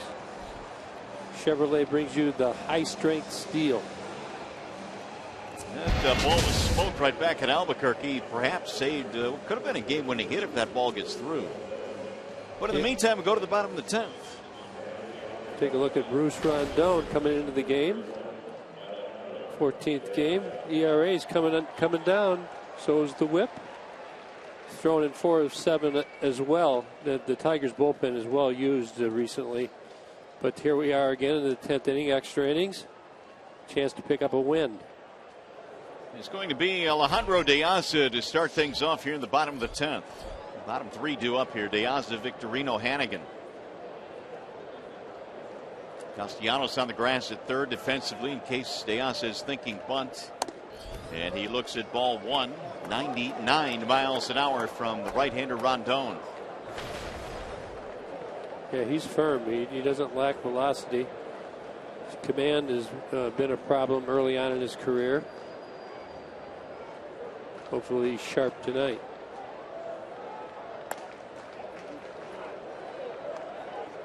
One ball, 1 strike.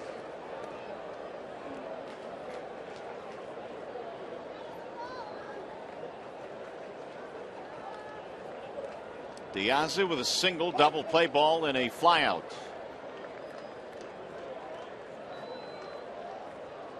Swing and a miss. Rondon throwing his slider a bit more as of late. Everybody's looking for that 100-mile-an-hour fastball. He tricks him up with the slide piece.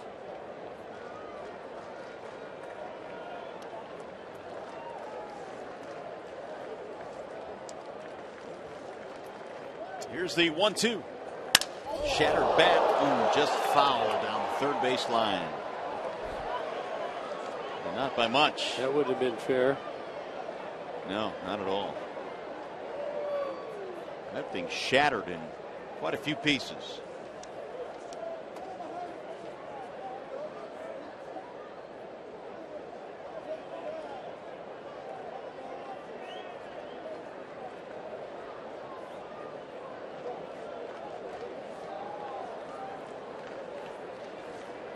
One and two on Diaz.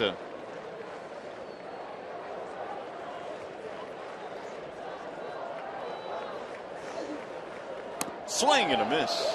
Alejandro's out of there, one gone. Well, Bruce goes with the slider again right there, keeping it down in the zone. He's got a good sharp break on it. Piazza not recognizing the pitch. Got the little Louis Tiant swivel right there. Again, looking for 100. Getting the off-speed pitch. Strike three. Here is Victorino with a single fly ball and a pop-up. You know, Victorino used to be a switch hitter. I believe way back when he ran into the wall one game when we were playing against the Tigers. Actually, it was against the Diamondbacks. Castellanos gobbles it up. Victorino is out, two gone. Been right-handed ever since. Well, Rondon now has gotten the first two batters. Quickly, I like that. If he gets out of this, if he gets this last out, I'm sure they'll probably maybe run him out there again. Here's Ryan Hannigan.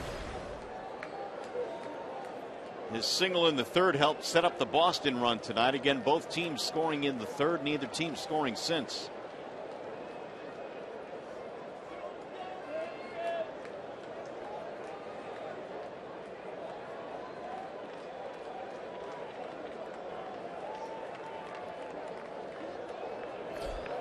Hannigan drives one foul, back out of play, 0-1. There's action in the Boston bullpen. Uehara gave him 2 innings, and Justin Masterson pitching out of the bullpen these days for the Red Sox.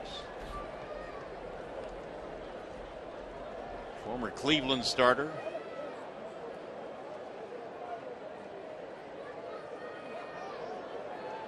Tigers still have Blaine Hardy up over there just in case Boston wants to bring in a left-handed pitch hitter, David Ortiz.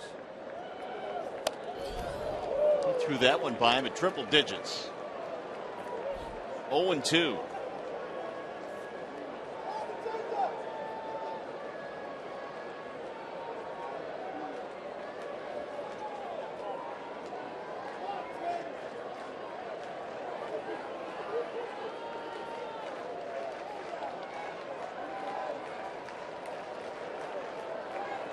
Swing and a miss to strike him out. That's as dominant as we've seen him. 1-2-3 inning for Bruce Rondon and a very snappy 10th. Let's go to the 11th.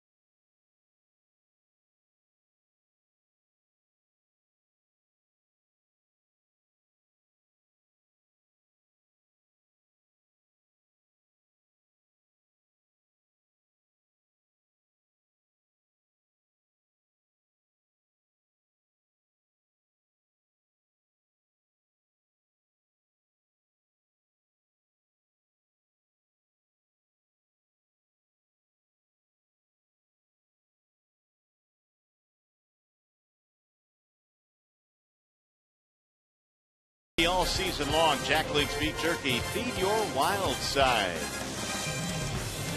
Not often you come to Fenway Park and you're playing in the 11th inning and it's only been 2 runs scored. Yeah, I can't think of a time. But here we are tied up, 1-1. Looks like Justin Masterson will come in now for the Boston Red Sox in the 11th. Yeah, Masterson started out as a starter. Now kind of turned into a bullpen long guy. 49 2/3 innings. Had trouble with his control. You see the whip very high. 21 walks, only 38 strikeouts. Very tough on right-handed hitters. So the Tigers will have Anthony Goes to start things off. Then Ian Kinsler and Yoenis Cespedes here in the 11th inning facing Justin Masterson. And the first one is in for a strike, 0-1. Well, you look at the Tigers, only 4 runs scored in their last 27 innings since that 8-run third versus Seattle on Wednesday. There's a strike called on the Ghost, and now he's down in the count 0-2. Got to claw, got to battle, find a way on, put the ball in play, hustle, get an error, walk.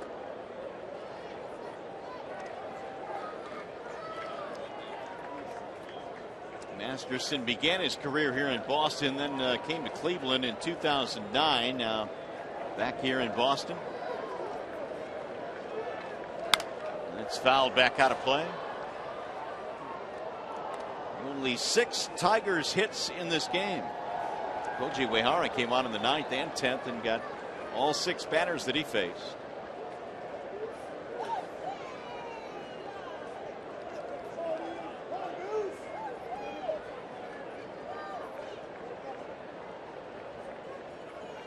Ghost swings and misses. Down he goes. 1 away in the 11th. Masterson pretty much a fastball slider guy.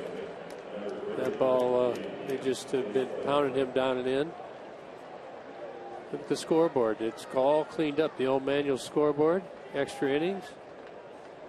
Nothing but zeros is what I see. Oh, 1-1. Why don't we put up another run or 2 here in the top of this inning? I like it. Thinking right. In the meantime, Boston pitching now has 10 strikeouts tonight. And Masterson will face Ian Kinsler. Now before he gets a visit from the catcher Hannigan. Ian had that triple. Gave the Tigers a chance, but it came with 2 outs in the 8th, and then Cespedes struck out. After a good at bat. That's in there for a strike, 0-1.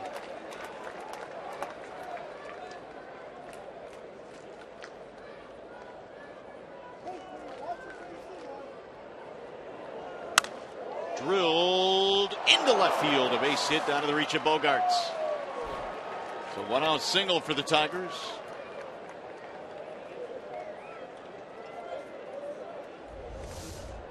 Tell you, Ian Kinsler, he's been clutch lately, hasn't he? He really has. That's going to be his 3rd hit of the night.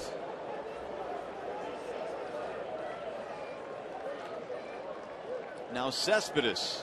Another chance here.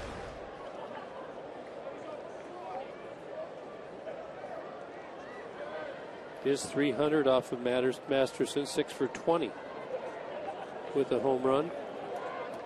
Another opportunity here to see if Ian can put some pressure on Masterson.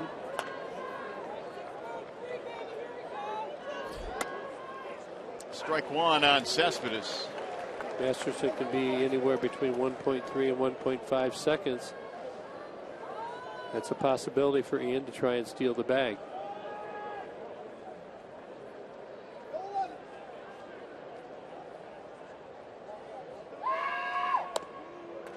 That'll miss low, and the count evens now 1-1. A little slide step there. He was quick.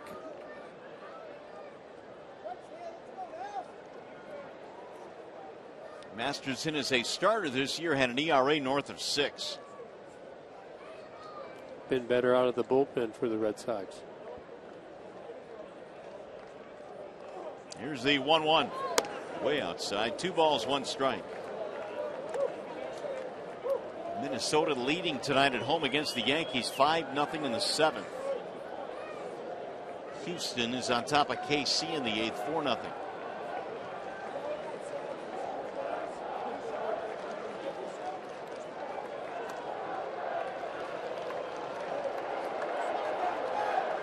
Here's the 2-1. Way outside, going to go to the backstop. That'll advance Kinsler to second into scoring position. Now I think right there Masterson trying to get quick to the plate, trying to hold Ian Kinsler to first base, and he's been pulling the pitches on the outside part of the plate. Hannigan cannot catch that. Ian goes on to second. 2 chances here at least to get him in. And it's 3-1 on Cespedes.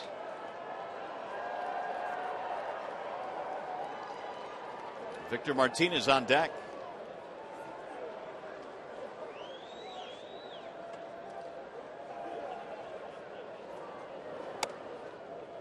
Lost him, ball 4. That'll put 2 men on.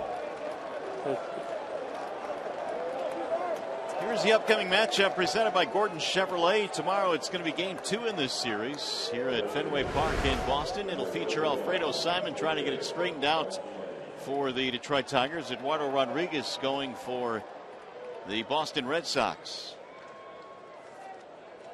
This is good for Detroit here.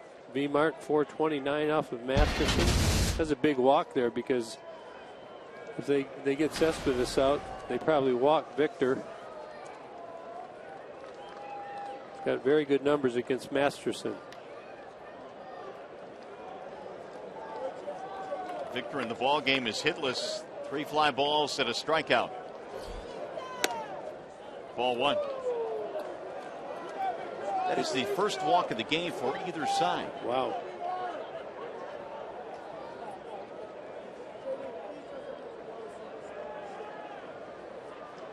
Kinsler at second, Cespedes at first.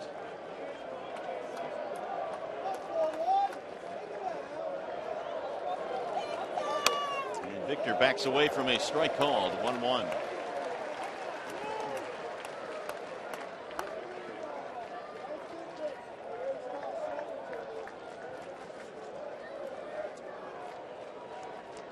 Masterson last year splitting time between Cleveland and St. Louis. Cardinals picked him up at the trading deadline last year.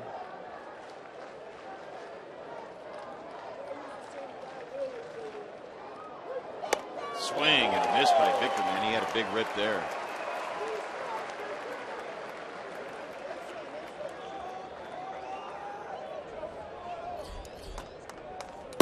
Ross and Ramirez warming in the bullpen for Boston.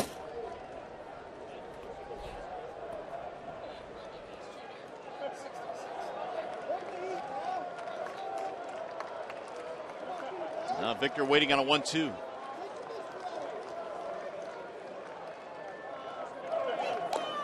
Ooh, good pickup there by Hannigan. Yeah, he was set up all the way over in the right-handed batter's box, and Masterson continues to pull the ball. He can't get it over there. Everything's going glove side on him. So if you're Victor, I'd be surprised if he can get it over there now. Pretty much fastball in, slider down and in.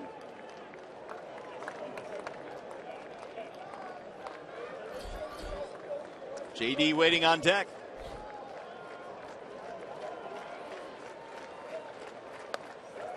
Off the plate. Victor took a close pitch, but it was wide. Yeah, it was way off, I think. 3-2. Yeah, not so close. Look at Hannigan. He moved it 12 inches to sell it, though. That's a tough sell. Dirty catchers. Never know. It's worth a try. Now Victor works himself back in the box. 3-2 the count.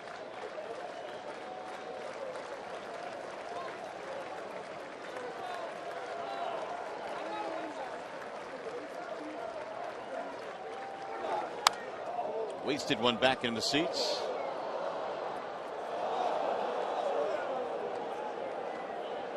He wanted that ball inside to Victor right there. Totally missed, but Victor spoiled it.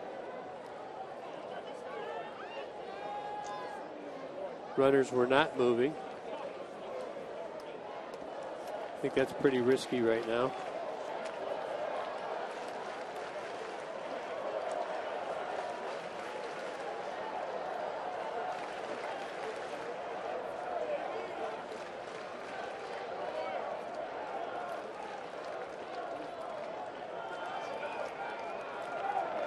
Swing and a miss, struck him out. Throw down to third, and they started the runners, and it blew up. It was risky indeed. A strike him out, throw him out. And just like that, the inning is over. Masterson pitching out of trouble. Little help from Hannigan. To the bottom of the 11th we go.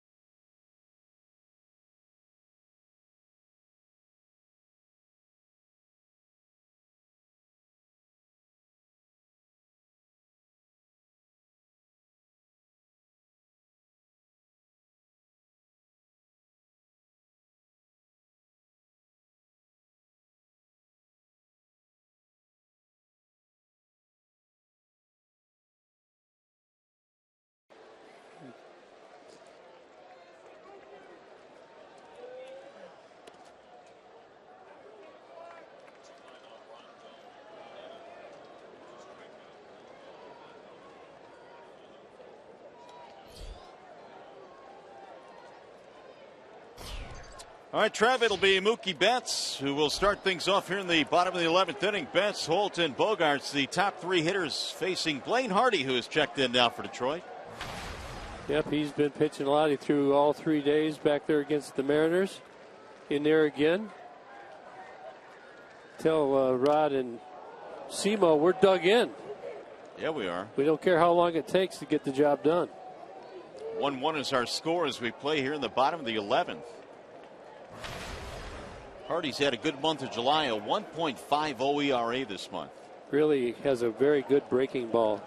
Very impressed with that so far from the young kid. The 0-2 is outside. 1 ball, 2 strikes.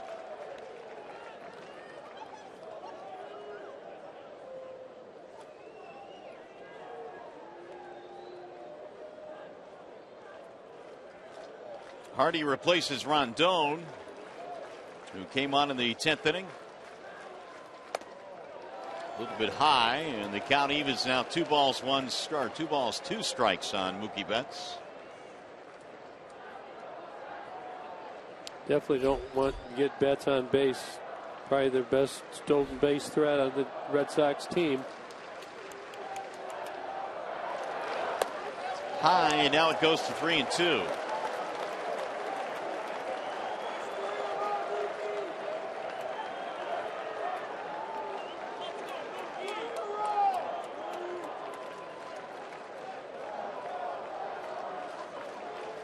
Betts trying to reach here. The 3-2. It's fouled back out of play. Boston has fouled off quite a few pitches tonight against the Tigers pitchers. Seems like that's how it always is when you come to Fenway Park. All these games are grinders, and even though we haven't had a whole lot of offense tonight, it's turned into one. 3-2 on Mookie Betts. And he walked in ball 4, leadoff man on. So the winning run is on again for the Red Sox. Well, Mookie Betts, 13 stolen bases, only caught 4 times. You're going to have to pay pretty good attention to him over there. You're going to have to throw it over there a lot. Take your time. We'll see if Boston bunts here. As an organization, I don't think they believe in that too much, do they? You got Brock Holt, the number 2 hitter. Castellanos is thinking about a bunt. He's on the grass at third base. That walk by Hardy, by the way, was just the second walk in 12 innings this month for Blaine.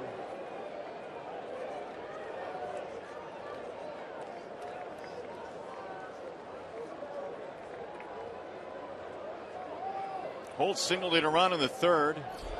Another quick throw, and Betts will dive back in. 13 steals for Mookie Betts. He's been caught 4 times.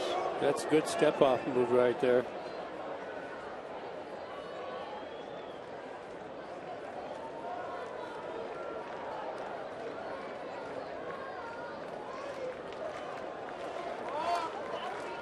He's showing bunt. He'll lay it down.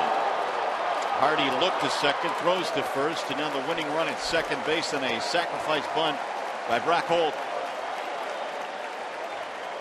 I think I would walk Bogarts right here.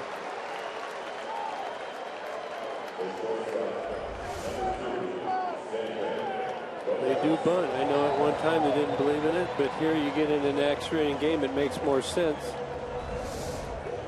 Bogarts can't possibly hit here, can he? I would consider walking him. Sandoval is not good against lefties at all.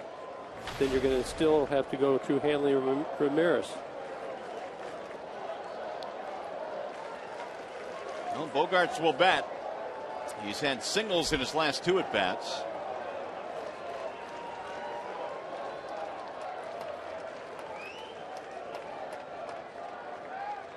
Pickoff throw. Well, last thing you want to see is a pickoff throw at second, sail into center field. Yep, it's risky, but you know you got to try and get the guy out as well.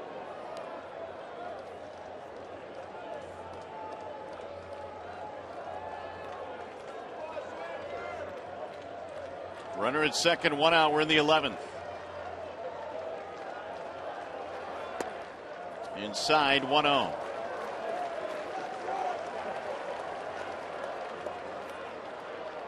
Blaine Hardy making his 44th appearance of the year.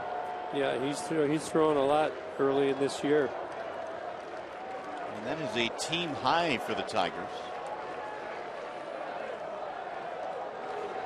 Checked it. Did he go? Yes. Mike Everett made the call down there at first base. 1-1.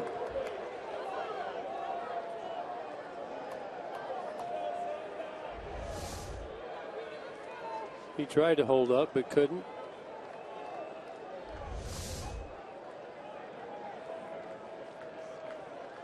Again, Bogarts came in at 403 with runners in scoring position, leading the American League. Takes way outside. 2-1.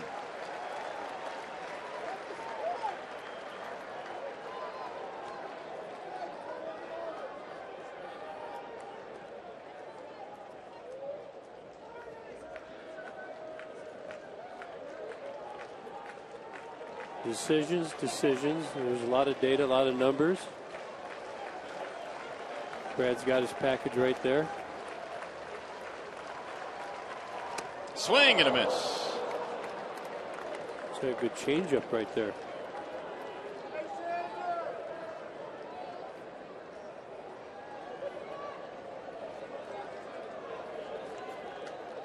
Two 2-2 on Xander Bogarts.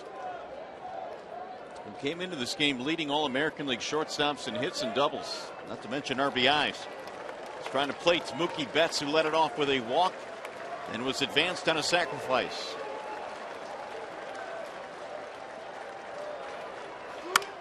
Line drive up the middle into center field, base hit, goes charging. They're going to try and score Betts. Here comes a throw to the plate. Safe, and the Red Sox win.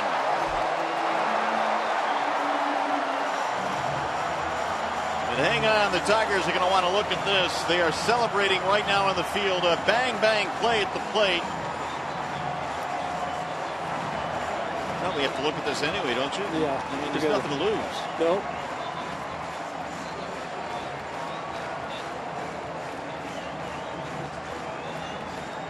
I think Brad's saying the phone doesn't work. So you might as well just challenge it. So hold the celebration here, Red Sox. Hey, Anthony Ghost made a good attempt at this right here. Charged it hard. He's got that strong arm right on the money. And did he make a great throw? This makes you think of back in the day that you could block the plate right there, right, force the runner around it. That's how it's changed the game. Here's probably our best look. Oh, you know what? He might have something there. That front foot missed the plate.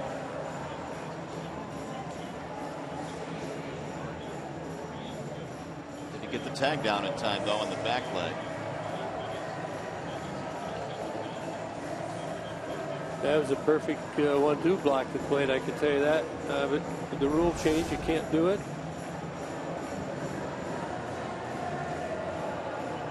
I mean, you have nothing to lose by doing it. You got to do it.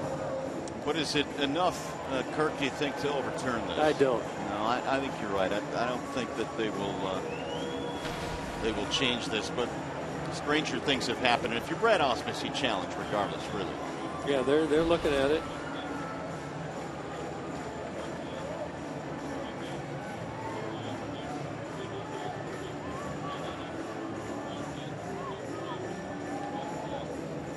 Tell where the tag was applied there, because it was the right knee that hit the plate, not the front foot. It's close.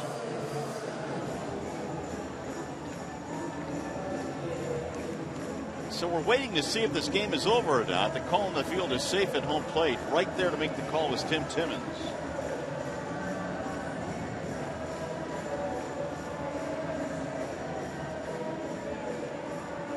In the meantime, the music goes on and the celebration goes on. Yeah, and a few of the Red Sox have their jerseys off. But it's not as clear cut as you think it is, because the umpires are still over there under review. So the game hangs in the balance of this call. And this, I think, exhibits why this is a good rule as well. Because you know what? You get a game in the balance like this, you should review it. Should make sure the left foot is up. It doesn't look like the right foot ever really gets to the plate. It's actually angled perfectly parallel to the plate, doesn't get it. That's what they're looking at. Feel lucky? Why not? I mean, the more I look at it, the more I'm talking myself into it that he's out. Well, you cannot get any closer. Here's the shot blown up. And this is an extremely long review, so they are looking at this from every possible angle. Yeah, if you could roll that frame by frame. Because look at the back leg. It doesn't really go across the plate. Here's the decision. He's Safe. safe. And that's the ball game. Well, they looked at it for a long, long time. And the game is official now. The Red Sox will win it on the RBI single by Xander Bogaerts. Final score in 11 innings. The Red Sox win it 2-1. We'll be back.